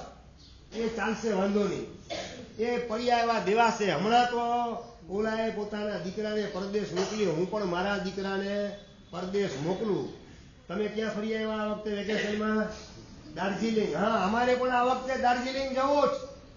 બે વખતે તમે દાર્જિલિંગ ગયા, અમે જે આવ્યા દાર્જિલિંગ. આ શું છે? વાંદરાની લાક્ષણિકતા ત્રીજા નંબરની, અનુકરણ. આંધળું અનુકરણ. કરશનભાઈ નો ઘોડો હતો ને માંદો પડી ગયો, એટલે કરશનભાઈ બાજુમાં પટેલ હતા, એને પૂછવા ગયા કે મારો ઘોડો માંદો પડી ગયો છે. મારો ઘોડો માંદો પડી ગયો તો એમ? શું વાત કરો? તમે હું કહ્યું તું? મેં ટર્પેન્ટાઇન નો બાટલો પાઈ દીધો. ઓકે, સીધો ઘરે આવીને કરશનભાઈ પોતાના ઘોડાને ટર્પેન્ટાઇન નો બાટલો પાઈ દીધો. અશોકભાઈ, શું રિઝલ્ટ આવે? ઘોડો ઉકલી ગયો. ઘોડો બિચારો ટર્પેન્ટાઇન નો આખો બાટલો પીયો, જી તો કઈ રીતે રહી? એક તો માંદો, એમાં ટર્પેન્ટાઇન નો બાટલો આવ્યો એટલે મરી ગયો. એટલે કરશનભાઈ પોક મૂકતા મૂકતા રડતા રડતા પટેલને ત્યાં ગયા. પટેલ, પટેલ, મારો ઘોડો તો મરી ગયો ટર્પેન્ટાઇન નો બાટલો પાયા પછી. તો પટેલ કે મારો મરી ગયો તો. સમજાય ને જીવીભાઈ? આંધળું અનુકરણ છે આ, ફોરેન નું આંધળું અનુકરણ. ફોરેન ની અંદર જે ટાઈ પહેરીને ફરતા હોય, કારણ કે ત્યાં શું છે તો કે ઠંડી ઘણી પડતી હોય, અને અહીંયા છે બફાતા હોય, પરસે રેપઝેપ થઈ ગયા હોય, તો એ ટાઈ પહેરીને બજારમાં ફરે રાખે. ત્યાં દારૂ પીવાનું કામ કરે, અતિશય ઠંડી પડવાના કારણે. અહીંયા સૌથી વધારે ગરમી પડતી ઇન્ડિયામાં, અને છતાં દારૂ ઢીંચવાની અંદર ગોઠવાઈ જાય. આ શું છે? આંધળું અનુકરણ. આ આંધળું અનુકરણ જેટલું આપણા જીવનમાં આવશે એટલો વિનિપાત આપણા જીવનમાં આવ્યા વિના રહેવાનો નથી. ઓલો હોટલમાં જાય, નવી હોટલમાં, એટલે આપણે પણ નવી હોટલમાં જવું, એનું બજેટ 25,000 હોય ને તમારું 5,000 ન હોય તો તમે પાયમાલ થયા વિના રહો નહીં. આ આંધળા અનુકરણના માર્ગે આપણે ગોઠવાઈને વાંદરા જેવા સાબિત થવું નથી. વાંદરાનું પહેલું લક્ષણ ઝડપથી ચંચળતા, બીજું લક્ષણ અસહિષ્ણુતા, ત્રીજું લક્ષણ અનુકરણ, ચોથું લક્ષણ સાત્વિકતાનો અભાવ. વાંદરાની અંદર સાત્વિકતા ક્યારેય ન, ક્ષુદ્રતા છે. ગમે એટલા માટે જ વાંદરાને છે ને કોઈ પાડવાનું કામ નથી કરતું. હજી કૂતરાને પાડે, પોપટને પાડે, ગાયને પાડે, પરંતુ વાંદરાને કોઈ પાડે? વાંદરાને કોઈ પાડતું નથી. કારણ કે વાંદરો કેવો છે? બિલકુલ સાત્વિક પ્રકૃતિ નથી, ક્ષુદ્ર પ્રકૃતિ છે. અને ક્ષુદ્રતાના કારણે અવસરે પોતાનું પોત પ્રકાશ્યા વિના રહેની અને આપણને નુકસાનીમાં, ખાડામાં પાડી નાખે. રાજાએ જબરજસ્ત ટ્રેનિંગ આપી હતી વાંદરાને, અને પોતાના રાતના બોડીગાર્ડ તરીકે, રાતના પોતાના વોચમેન તરીકે બેડરૂમની અંદર વાંદરાની નિમણૂક કરી દીધી. હાથની અંદર મસાલ સળગતી પકડાવી દીધી. એવી ટ્રેનિંગ આપેલી છે, બરાબર વાંદરો મસાલ લઈ અને બેઠો રહે. કોઈ પણ માણસ આવે એના ઉપર મસાલ ફેંકી અને જીવતો સળગાવી નાખે, એને રાજાની રક્ષા કરવાનું કામ કરે. એવી ટ્રેનિંગ આપી હતી વાંદરાને. વાંદરો બરાબર ટ્રેનિંગ લઈને ગોઠવાયેલો. રાજાની બાજુમાં મંત્રીઓએ ના પાડી કે રાજાના વાંદરાને ના રાખો, તકલીફ ક્યારેક થશે તો ન થવાનું થતા વાર લાગશે નહીં. નાના મંત્રી સાહેબ, મેં સારામાં સારી ટ્રેનિંગ આપી, તમે ચિંતા બિલકુલ ન કરો, તમે શાંતિથી રાતના સૂઈ જજો. અને એક વખત પરદેશી માણસ રાજમહેલની અંદર ઉતારો જેને આપવામાં આવેલો છે, અને કેરીનો કરંડિયો લઈને આવેલ છે. સાંજના સમયે આવેલો હતો. આવતીકાલે રાજસભામાં રાજાને આ કેરીનો કરંડિયો ધરીશ એવા પ્રકારના ભાવથી કેરી, પાકેલી કેરી થોડી જુદી તારવવાનું કામ કરે છે. અને રાજા જે રૂમમાં સુતા એની બાજુના જ રૂમની અંદર એને ઉતારો આપેલો હતો. બે રૂમ વચ્ચેની એક બારી કોમન હતી. અને વાંદરો જે છે એ સુગંધ જેવી કેરીને આવી એટલે આમ જોવા જાય છે, અને જોયે તો આ કેરીનો, પાકી કેરીનો આખો ઢગલો તૈયાર થઈ ગયેલો. એટલે વાંદરા સીધી મસાલ ફેંકી રાજા ઉપર અને પહોંચ્યો બાજુના રૂમની અંદર. કેરી ખાવા પર તૂટી પડ્યો. સમજાય ને હું શું કહેવા માંગુ છું? કે આ જ્યાં સુધી કેરી ન દેખે ને ત્યાં સુધી મસાલ પકડી રાખે, કેરી દેખીને એના ઉપર તૂટી પડ્યો. નહીં સમજાયું શું કહેવા માંગુ છું? નહીં ખ્યાલ આવ્યો પારસભાઈ? જ્યાં સુધી આમ સિદ્ધિ તપ એની મસાલ એ તમારા હાથમાં હતી ત્યાં સુધી રાત્રિ ભોજનનો ત્યાગ, હોટલનો ત્યાગ, અભક્ષનો ત્યાગ, આ બધું તમે પકડી રાખેલું હતું. અને જેવી તમારી સાધના પૂરી થઈ અને તમને હોટલ વગેરે દેખાવા માંડે, ઓલાને જેમ કેરીની સુગંધ આવી એમ તમને હોટલ દેખાવા માંડે એટલે નિયમ વગેરે મૂક્યા. પણ મારા સાહેબ એના ઉપર આ છોડી દો સીધી તરફ. આપણે ક્યાં તો કે આના ઉપર હોટલ ઉપર તૂટી પડો. આ વાંદરા જેવી અસાત્વિક પ્રકૃતિ આપણે થવા દેવાની નથી. સાત્વિકતા જેટલી હશે, સામેવાળો ગમે એટલું પ્રલોભન આપે હોટલમાં આવવાનું, મારે શા માટે હોટલમાં જઈ અને મારા શરીરને માંદું પાડવું અને મારા આત્માને પાપી બનાવવો અને ભગવાનની નજરમાંથી મારે શા માટે નીચે ઉતરી જવું? હવે ડગલું ભર્યું તે ભર્યું, ના હટવું ના હટવું. આવા પ્રકારની મક્કમતા ને સાત્વિકતા આપણી પાસે આવે તો વાંદરાની ચોથા નંબરની લાક્ષણિકતા, વિચિત્રતા જે છે, અસાત્વિકતા, ક્ષુદ્રતા, એ આપણામાંથી રવાના થાય.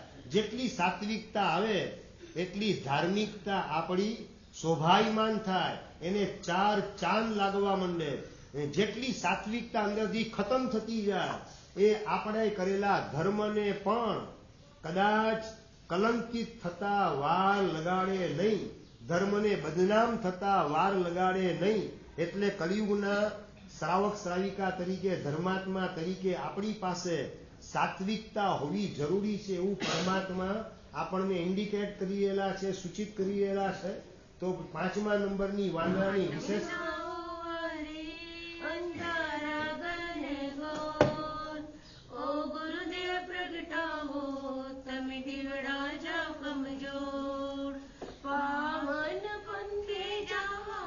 જીવડો પુકારે, ગુરુ વિના જાણીએ કોના સહારે, અંતરની આંખોના અજવાળા કમજોર. ઓ ગુરુદેવ પ્રગટાવો તમે દીવડા જા કમજોર. કર્મ સંગ્રામના ઓ લડવૈયા, આપ જ છો એક અમ ગુરુ મૈયા. યશો વિજય સુરી ગુરુ ચમકે છે ચારે કોર. ઓ ગુરુદેવ પ્રગટાવો તમે દીવડા જા કમજોર. આત્મના હોવારે અંધારા ઘનઘોર. ઓ ગુરુદેવ પ્રગટાવો તમે દીવડા જા કમજોર. વાંદરાની કેટલી લાક્ષણિકતા વિચારી આપણે? 4. પેલા નંબરમાં ચંચળતા, બીજા નંબરમાં અસહિષ્ણુતા, ત્રીજા નંબરમાં અનુકરણ, ચોથા નંબરમાં અસાત્વિક, સાત્વિકતાનો અભાવ. 5મા નંબરની અંદર વાંદરો એ વેર વૃત્તિ વાળો હોય છે. એકવાર તમે જો એને હેરાન કરો તો વાંદરો બદલો લીધા વિના રહે નહીં. એ વાંદરાની લાક્ષણિકતા છે. એક છોકરો હતો, એને વાંદરાને ચોકલેટ આપી. વાંદરું હાથમાં ચોકલેટ લઈ ઝાડ ઉપર ચડી ચોકલેટ ખોલી અને વાપરવાનું કામ કરે છે. ચોકલેટ વાપરી પાછો નીચે આવે છે. બીજી ચોકલેટ આપી, પાછો ચોકલેટ લઈને વાંદરો ઉપર જાય, ખોલે અને વાપરવાનું કામ કરે. ઇન બિટવીન જે થોડોક ટાઈમ મળ્યો ને એમાં પેલો છોકરો હતો એને શું કર્યું, પીપરમેન્ટ હતી ને એનું કવર કાઢી, રેપર કાઢી એની અંદર પથરો નાખ્યો, પેક કરી દીધો. વાંદરો પાછો નીચે આવ્યો, એને હાથમાં આપે ચોકલેટ, હતું અંદર પથ્થર. ઉપર વાંદરો ગયો, ખોલીને મોઢામાં લાગે, ખ્યાલ આવી ગયો આ તો પથ્થરો મને છેતરવાનું કામ કર્યું. નીચે ઉતરીને એ જ છોકરા ઉપર જોરથી પથ્થરો મારવાનું કામ માથામાં કર્યું અને માથું લોહી લુહાણ થઈ ગયું.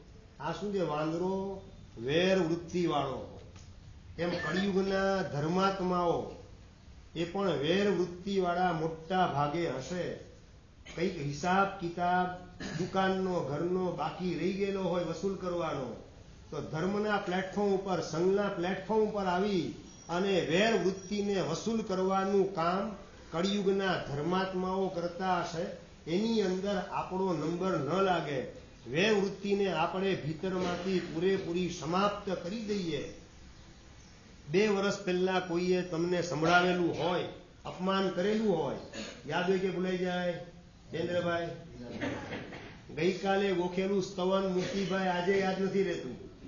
ગઈકાલે ગોખેલું સ્તવન આજે ભૂલાઈ જાય. અને 5 વર્ષ ને 10 વર્ષ પહેલા કોઈ આપેલી ગાળ એ ભૂલાતી નથી. કઈ એક્શનની અંદર કેવા હાવભાવથી કેટલા લોકોની વચ્ચે મને ગાળ આપેલી હતી એ બધું આપણને યાદ રહેશે. આ શું દેખાડે છે? અંદરમાં વેર વૃત્તિ લઈને સંઘરીને આપણે ફરીએ, પછી ભલેને દેરાસરમાં ને ઉપાસનીમાં ફરતા હોઈએ, પણ અંદરમાં જો વેર વૃત્તિ જીવતી હશે તો ધર્મની પ્રવૃત્તિ આપણને ઠંડકનો અનુભવ કરાવી શકશે નહીં. તમે ચારે બાજુ એસી મશીન હોલની અંદર 1-2 ની 10 એસી મશીન ગોઠવેલા હોય. હેમાંગભાઈ, એ હોલની અંદર તમે આટો મારતા અનુભવ શેનો થાય? ઠંડકનો. અને તમારો દીકરો હોય કે પપ્પા બહુ ગરમી લાગે, પરસે રેબ જેબ થઈને બળવા માંડો જ. અલ્યા કઈ રીતે તું બળે? આટલા 10 એસી મશીન ચાલુ છે હોલની અંદર, તને કઈ રીતે ગરમી લાગે? નાના પપ્પા ખરેખર લાગે. અને તમે સહેજ ખુરશીમાં બેઠેલા પાછા ફરીને જુઓ ને પેલા ગળે છે ને સગડી બાંધેલી હોય, સગડી સમજાય ને દર્શનભાઈ? ગળે સગડી બાંધીને બેઠો એસી હોલની અંદર, 10 એસી મશીનના 100 કદાચ ચાલુ કરી દો ને તો પણ અનુભવ પોતાને માત્ર બળવાનો થાય, ઠરવાનો નહીં. સમજાય હું શું કહેવા માંગુ છું? કોઈના પ્રત્યે મનની અંદર વેરની આગ અંદરમાં ભભૂકતી હોય, કોઈના પ્રત્યે દ્વેષ અને દુર્ભાવની આગ અંદરમાં સળગતી હોય, પછી તમે દેરાસરને ઉપાશ્રય રૂપી સેન્ટ્રલ એસી બિલ્ડિંગની અંદર જાઓ તો પણ અનુભવ તમારી વેરની આગ તમને બળતરાનો કરાવે, ટાઢકનો અનુભવ કરાવી શકે નહીં. એસી ટાઢકનો અનુભવ કરાવે, પણ ધનેશભાઈ કન્ડિશન કઈ છે?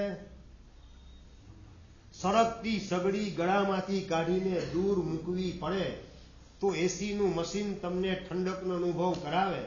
એમ દેરાસર, ઉપાશ્રય વગેરે ધર્મ સ્થાનો, તારક સ્થાનો એ આપણને ઠંડકનો અનુભવ કરાવવાની ગેરંટી આપે, પણ કન્ડિશન કઈ છે?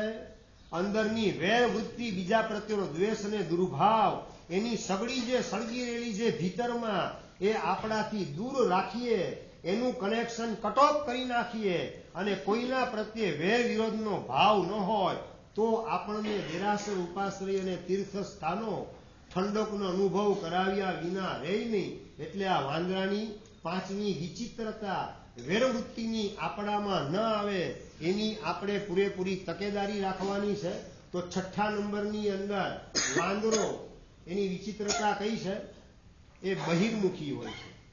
વૈજ્ઞાનિકોએ પ્રયોગ કર્યો, રૂમની અંદર બધી સામગ્રી, ટીવી, બીજી બાજુ લેપટોપ, કોમ્પ્યુટર, ખાવા પીવાની સામગ્રી, બેડ, સુવા માટે બધી વ્યવસ્થા ગોઠવી રાખી અને એ રૂમની અંદર વાંદરાને મૂકી દીધો, દરવાજો બંધ કરી દીધો.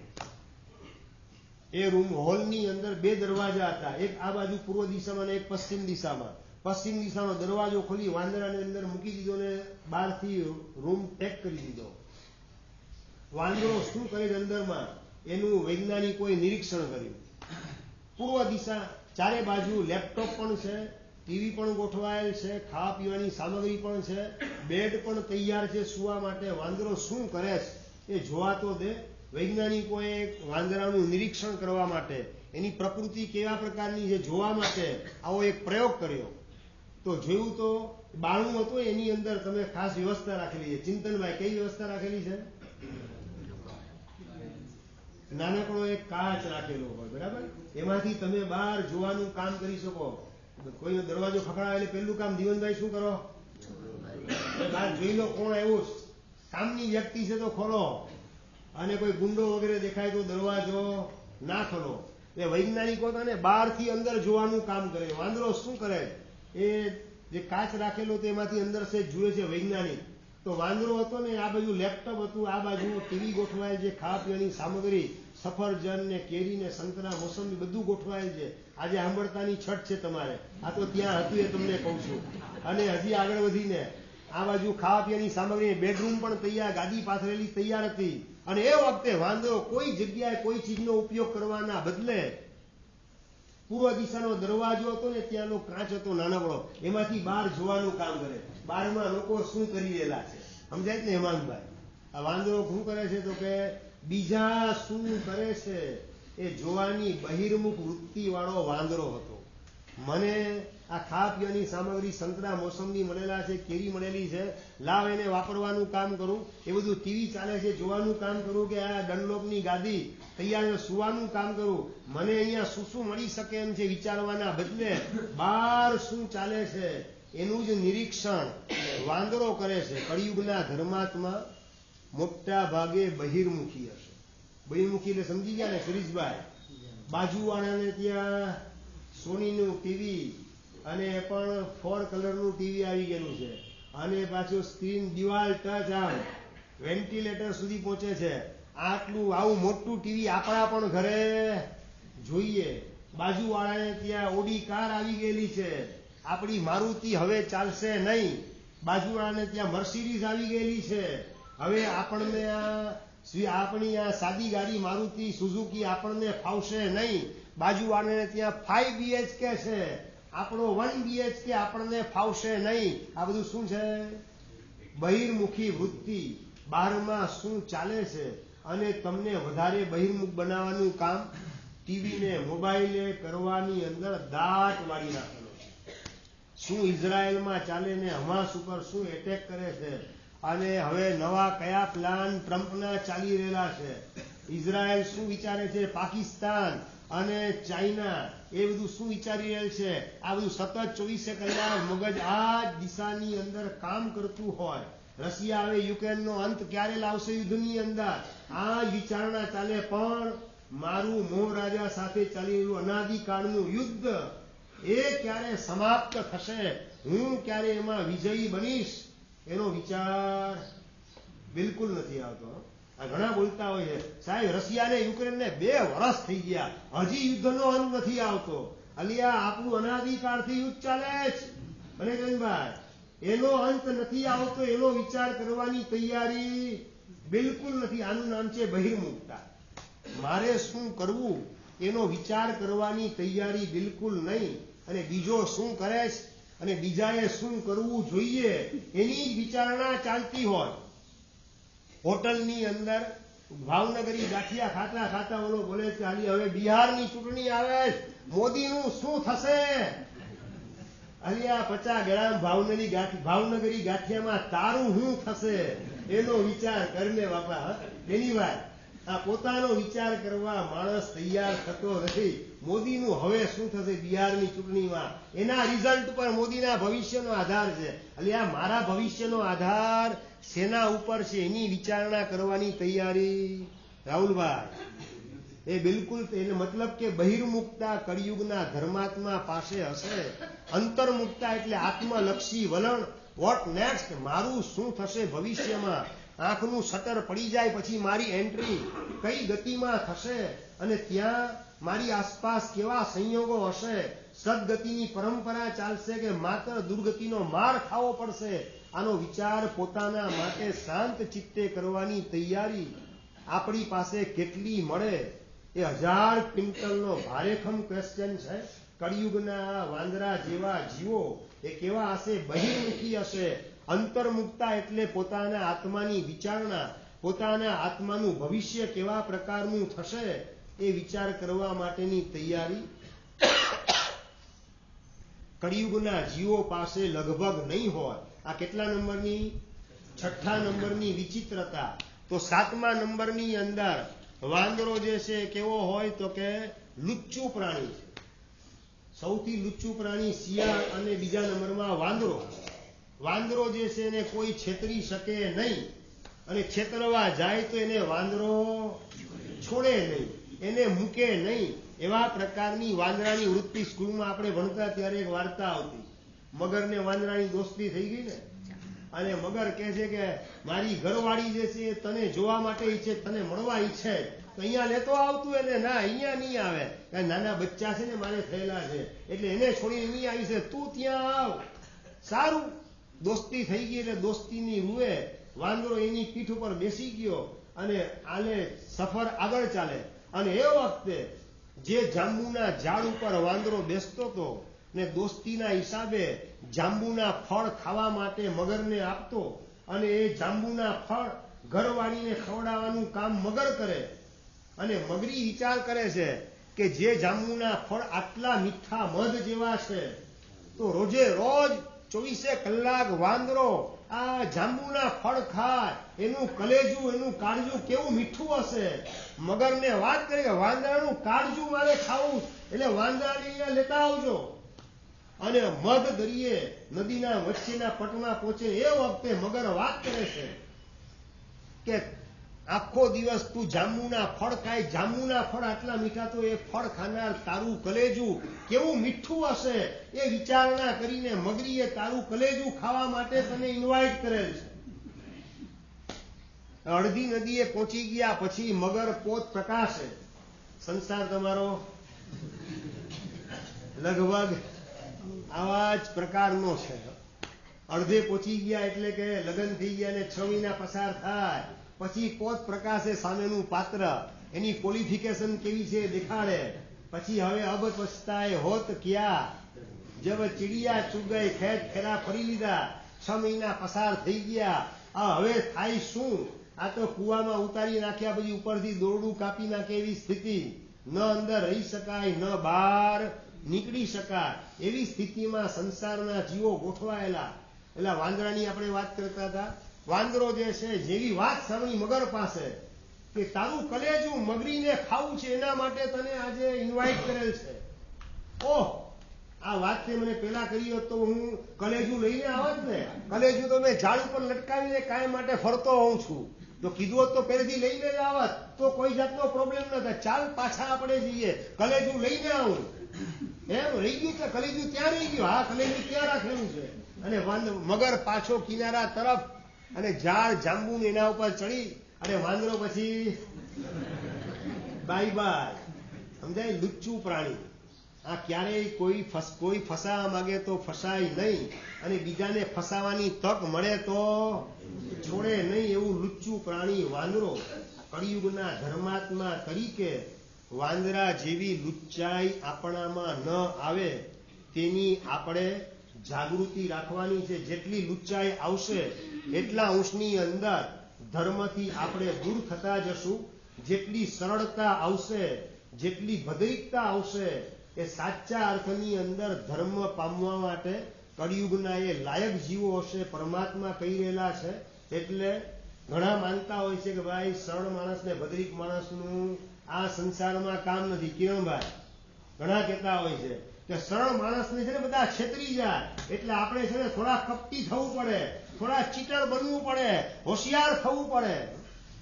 પણ તમને ખબર નહીં હોય કે તમને છેતરનાર એ તમારો પાપોદય છે કે તમારી સરળતા, એના કારણે તમે છેતરાવશો. આ સમજણને બહુ ચોખ્ખી કરવાની જરૂરત છે. ઘણા બધાને ગરબડામાં જ છે. હું ભોળો છું ને એટલે બધા મને છેતરી જાય. એટલે મારો પાપોદય ન હોય તો મને છેતરે કોણ? અને ગમે એટલો હું હોશિયાર હોઉં પણ મારો પાપોદય જાગે તો મારો ડોક્ટર, ફેમિલી ડોક્ટર મને છેતર્યા વિના ન રહે, મારો વકીલ મને છેતર્યા વિના ન રહે, મારા જે સીએ હોય કે પોલીસ હોય કે ફ્રેન્ડ સર્કલના માણસો એ પણ મને છેતર્યા વિના રહે નહીં. જો મારો પાપોદય જાગતો હોય તો, હોશિયાર હોય પણ પાપોદય જાગે તો છેતરાયા વિના રહે નહીં. સરળ હોય પણ પાપોદય ન હોય તો ઘોડાના ભગવાન એ ઉક્તિ એને લાગુ પડે અને એનું બધું ઓટોમેટિક સચવાતું જાય, અને બીજાને સાચવતા સાચવતા પોતાના મોક્ષને ને સદગતિને પણ સાચવવાનું કામ ઓટોમેટિક કરી લેતો હોય છે. એટલે આપણે સરળ બનશું તો આપણને છેતરી રહેશે લોકો, એવું વિચારવાના બદલે મારો પાપોદય ન હોય તો મને કોઈ છેતરી શકે નહીં. આવો એક સિદ્ધાંત હૃદયની અંદર શિલાલેખની જેમ કોતરી રાખવાની જરૂરત છે. અને મારે કોઈને પણ છેતરવા નથી. કોઈની આરે હોશિયારી ચતુરાઈનો પ્રયોગ કરી અને કોઈને ડબ્બામાં પૂરવાની ભૂલ ક્યારેય કદાપી કરવી નથી. આટલો બોધપાઠ લઈએ એવું ભગવાન મહાવીર મહારાજા આપણા માટે ઈચ્છી રહેલા છે. આ પુણ્યપાલ રાજાને આવેલા 8 સપનામાં બીજા નંબરનું સપનું વાંદરા જે શરીર ઉપર વિષ્ટા ચોપડે છે એની આપણે વિચારણા કરી. એના અંતર્ગત વાંદરાની 10 પ્રકારની વિચિત્રતા. એમાં કેટલા નંબરની વિચિત્રતા આપણે વિચારી? 7મા નંબરની વિચિત્રતા કઈ? લુચ્ચાઈપણું. વાંદરો લુચ્ચો હોય. તો 8મા નંબરની અંદર વાંદરો ઘરડો થાય ને, હા, અનુભવ સિદ્ધ વાત છે બધી. હા, વાંદરો ઘરડો થાય તો ગુલાટ મારવાનું ભૂલે નહીં. આ વાંદરાની લાક્ષણિકતા છે. ઘરડો થઈ ગયો હોય તો પણ ગુલાટ મારે. એમ કળિયુગના કહેવાતા ધર્માત્માઓ અવસરે ક્યાં ક્યારે કેવી રીતે કોની આરે ગુલાટ મારી દેશે એ અંગે કોઈ આગાહી કરી શકાય તેમ નથી. સત્ય બનેલો એક પ્રસંગ. છોકરો એકદમ હોશિયાર, દીક્ષા લેવાની તીવ્ર ભાવના. પપ્પા થોડાક દીક્ષા માટે અનુકૂળ, મમ્મી એકદમ પ્રતિકૂળ. બિલકુલ દીક્ષા તો હું તને આપું જ નહીં, હું મરી જાઉં પછી તારે દીક્ષા લેવી હોય તો લેજે, મારા જીવતા હું તને દીક્ષા આપું નહીં. અને એક ટ્રસ્ટી જે પોતાના ગુરુને વંદન કર્યા વિના મોઢામાં પાણી પીવું નહીં એવી પ્રતિજ્ઞા વાળા. ગામમાં ગુરુ મહારાજ હોય તો મોઢામાં પાણીનું ટીપું પછી જ લેવું, આવા પ્રકારની પ્રતિજ્ઞા વાળા ગુરુ ભક્ત એવા એક ટ્રસ્ટી હતા, શ્રાવક હતા. એમને વાત કરી કે ઓલા છોકરાની ભાવના દીક્ષાની પૂરેપૂરી છે. અને છોકરો જર્મન રિટર્ન, જર્મનમાં જેનો દર મહિને 2.5 લાખનો પગાર, અને એવો છોકરો, અને એની ભાવના દીક્ષાની જાગેલી છે. મારે મારી શક્તિનો ઉપયોગ આત્માના કલ્યાણ માટે કરવો છે, પરમેનન્ટ રિઝલ્ટ મેળવવા માટે કરવો, ટેમ્પરરી સુખ મેળવવા માટે મારે મારી હોશિયારીનો ઉપયોગ કરવો નથી. અને એના માટે દીક્ષા લેવી છે એવા પ્રકારનો જેને સંકલ્પ કરેલો છે. મહારાજ સાહેબ એની મમ્મીને એક વખત સમજાય પણ મમ્મી બિલકુલ માનવા તૈયાર થતા નથી.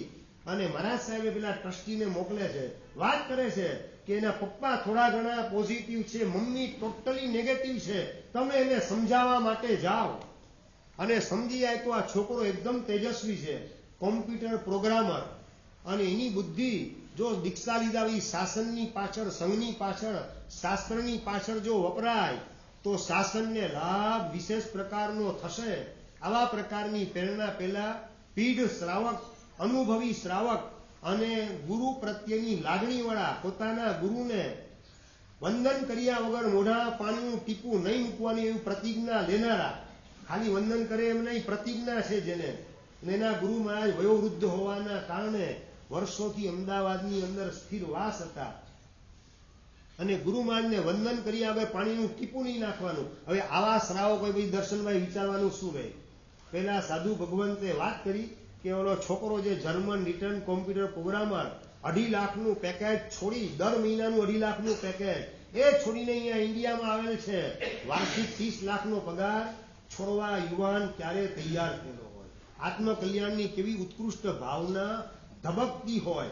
અને એવા પ્રકારના ભાવથી આવે છે. મમ્મીને તો સમજાવવાનું કામ તમારે કરવાનું છે. અને પેલા ભાગશાળી ગયા શિરીષભાઈ, એના મમ્મીને સમજાવવા માટે ગયા. અને મમ્મી એની હારે વાત કરતા કરતા સેટિંગ એક જ મિટિંગમાં એવું કરી દીધું કે પોતાની દીકરી એની સગાઈ એ જ છોકરાની હારે નક્કી કરી લીધી. આ સત્ય ઘટના તમને કહું છું, અમદાવાદમાં બનેલી સત્ય ઘટના તમને કહી રહેલો છું. એ છોકરો મને ખ્યાલ છે કોણ છે, પણ મારે નામ જાહેરમાં બોલવું નથી. પાલડી એરિયામાં રહેનારો એ છોકરો, પણ આ કહેવાય છે ને વાંદરો ઘરડો થાય તોય આ ગુલાટ મારવાનું કામ કે બીજું કઈ કામ. પારસભાઈ, જે છોકરાની મમ્મીને સમજાવવાની હતી દીકરાને દીક્ષાની રજા આપવા માટે તૈયાર થાય, એના બદલે પોતાની દીકરી એ છોકરાની આને એન્ગેજમેન્ટ કરીને પેલા ભાગશાળી પોતાના ઘરે આવી અને મહારાજ સાહેબને મળવા જાય. તે મહારાજ સાહેબને મૂકો તડકે. હવે મહારાજ સાહેબની યાર આપણે કોઈ લેવા દેવા નહીં. એટલે અમારે તો તમારી વ્યવહાર કરવો હોય ને ત્યારે બહુ સાવધ રહેવું પડે. શાસ્ત્રકારના વચનો મગજમાં યાદ રાખી ફૂકી ફૂકીને કામ અમારે કરવું પડે. મુક્તિભાઈ, માથું ડોલાવો એ ન ચાલે. આમ ખણખણતો જવાબ નીકળવો જોઈએ. ના સાહેબ, અમારા ઉપર તમે વિશ્વાસ મૂકો, આવો અનુભવ બિલકુલ તમને નહીં થાય, આપ ચિંતા ના કરો. આવો જવાબ તમારા સૌના મોઢે હું સાંભળવા માંગુ છું. દ્રષ્ટાંત કહેવા દ્વારા તમે પણ એવા જ છો મારે સાબિત નથી કરવું, પણ તમારો અંદરથી ખણખણતો અવાજ નીકળે કે ના સાહેબ, શાસન ને સંઘના કામ માટે અમારા ઉપર પૂરેપૂરો ભરોસો મૂકજો. અમારી જાતને ઘસીને પણ શાસન ને સંઘના ને સદગુરુના કામ કરવાની અંદર અમે ક્યારેય પીછેહટ નહીં કરીએ. ઘરડો થાય તો પણ વાંદરો ગુલાટ મારવાનું ભૂલે નહીં. આવી વિચિત્રતા વાંદરાની અમારા જીવનને બિલકુલ સ્પર્શશે નહીં. આપ બિલકુલ નચિંતરો. આવા પ્રકારના ઉદ્ગાર તમારા મોઢામાંથી નીકળે એવી સાંભળવાની મારી ઈચ્છા હોય. વાંદરાની કેટલા નંબરની વિશેષતા બતાવી? 9મા નંબરની અંદર વાંદરો બીકણ હોય. બીકણ એટલે સમજી ગયા ને? સાત્વિકતા તો ન હોય પણ સાથે સાથે ભયભીત વૃત્તિ હોય. વાંદરો ઝાડ ઉપર લટકતો હોય પોતાના પરિવારની સાથે ને રાતના સમયે વાઘ ઝાડની નીચે આવે અને ગર્જના કરે. વાઘ છે ને ઝાડ ઉપર ચડી ન શકે. દીપડો હોય તો જ ઝાડ ઉપર ચડે. વાઘ ઝાડ ઉપર ચડે નહીં ને વાંદરો ઝાડ ઉપર ગોઠવાયેલો હોય. કેરીનું ઝાડ હોય, ઊંચું ઝાડ, એની ઉપરના ભાગમાં પહોંચેલો હોય વાંદરો, જેના કારણે વાઘ પોતાને એટેક કરવા માટે, પકડવા માટે આવે નહીં. અને વાઘ જે અંદર નીચે ઊભીને ગર્જના કરે. ગર્જના કરીને પોતાની બે તકતકતી આંખ, કોઈ પણ એક વાંદરો એની આંખની આરે મેળવવાનું કામ કરે, ત્રાટક કરે. અને ત્રાટક કરે ને પેલો વાંદરો ગભરાય અને પોતાની જાતે જ જે બે હાથથી ડાળ પકડેલી છોડી અને સીધો નીચે પડે, દબાઈ સ્વા, અને એનો શિકાર કરી અને વાઘ રવાના થઈ જાય. વાંદરો કેવો છે? બીકણ પ્રકૃતિ વાળો. એમ કળિયુગના ધર્માત્માઓ બીકણ પ્રકૃતિ વાળા હશે. અને એવા બીકણ પ્રકૃતિ વાળા એ સંઘને, શાસનને ને તીર્થને સાચવે કઈ રીતે, એ ગંભીર પ્રશ્ન અમારે વિચારવાનો આવીને ઉભો રહી જાય. સંઘ માટે દેરાસર ઉપર કોઈ આક્રમણ કરવા માટે આવે, દેરાસરની આગળ ઉભા રહેનારા કેટલા? શત્રુંજય તીર્થ ઉપર અલાઉદ્દીન ખિલજી આક્રમણ કરવા માટે આવ્યો.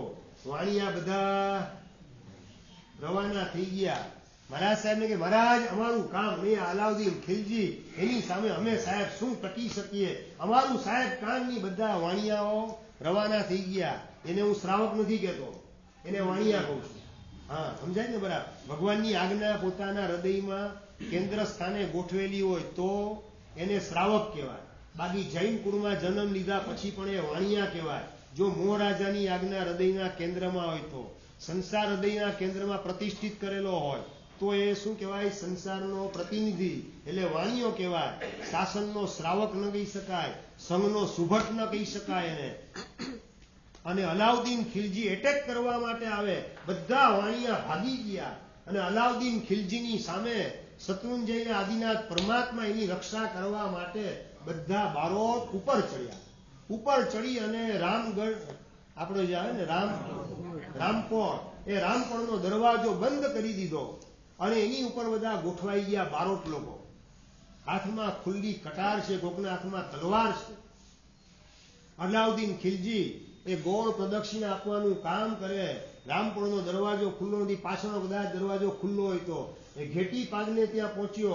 એનો દરવાજો પણ અંદરથી બારોટ લોકોએ બંધ કરી દીધો હતો. અને અલાઉદ્દીન ખિલજી એકદમ ગિન્નારેલો છે.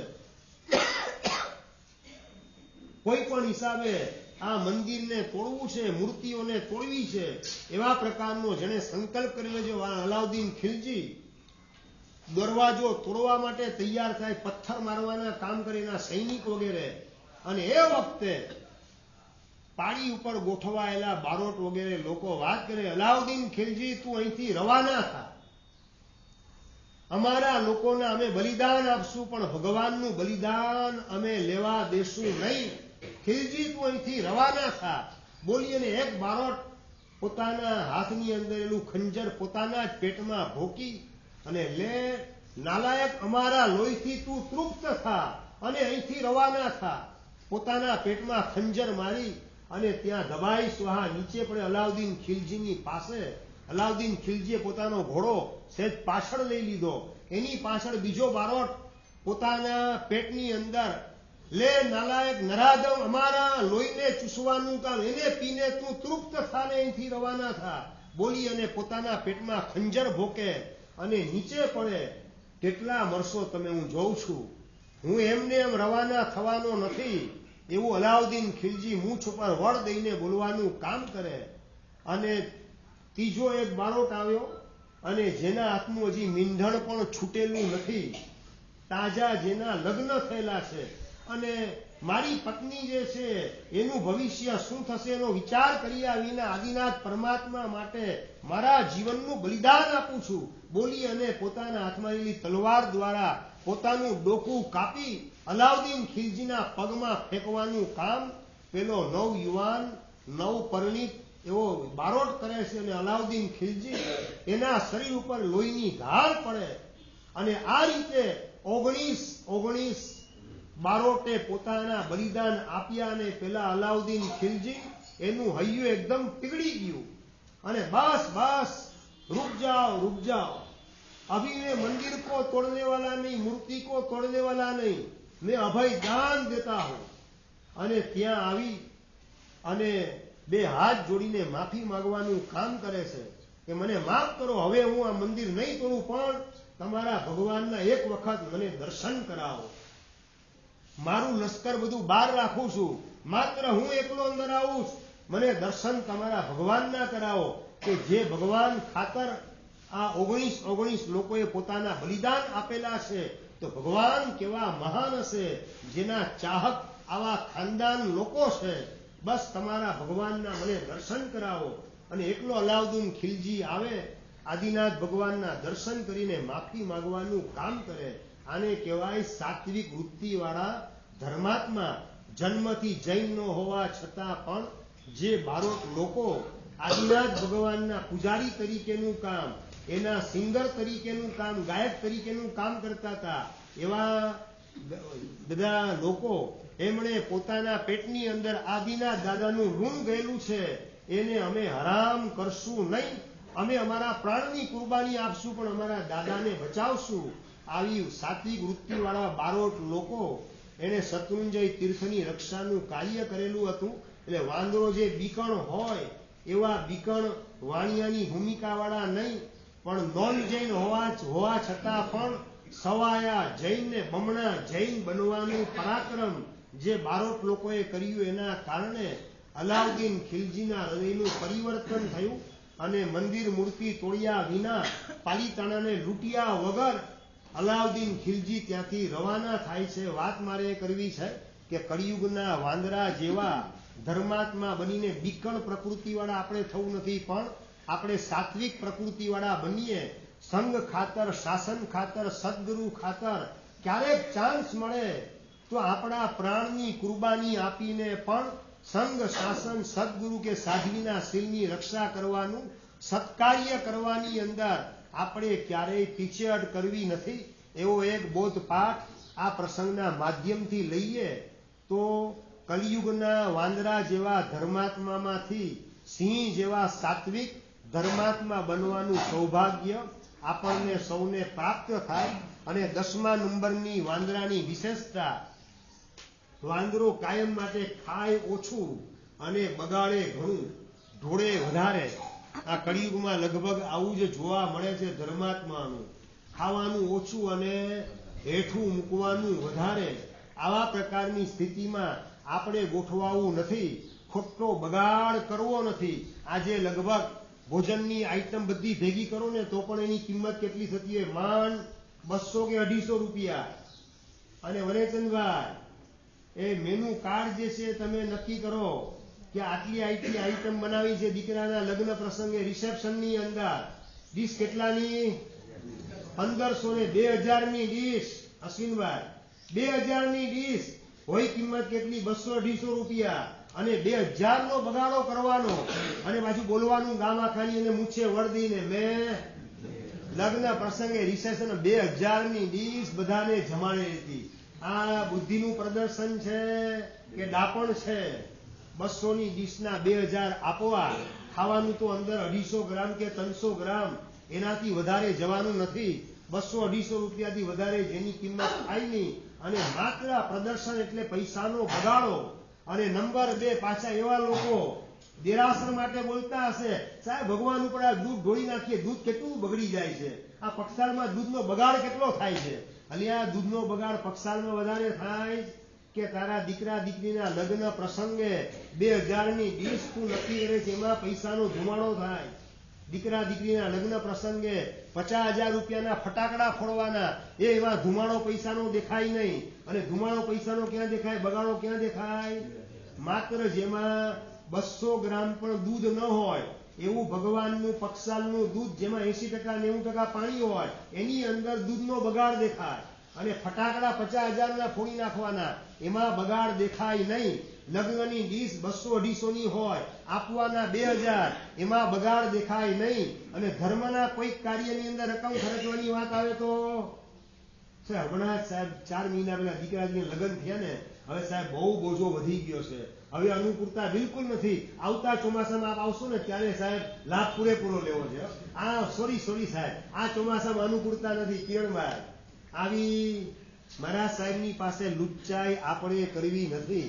કારણ કે ડોક્ટર પાસે તમારી કોઈ લુચ્ચાઈ ચાલવાની ગમે એટલી હશે. દીકરાના લગ્નમાં બહુ પૈસા ખર્ચાઈ ગયા ડોક્ટર સાહેબ, એટલે આ ફ્રીમાં ઓપરેશન કરી દો ને ભાઈ, ભવિષ્યમાં જોઈ લેશું. કિરણભાઈ, ચાલે કે ન ચાલે?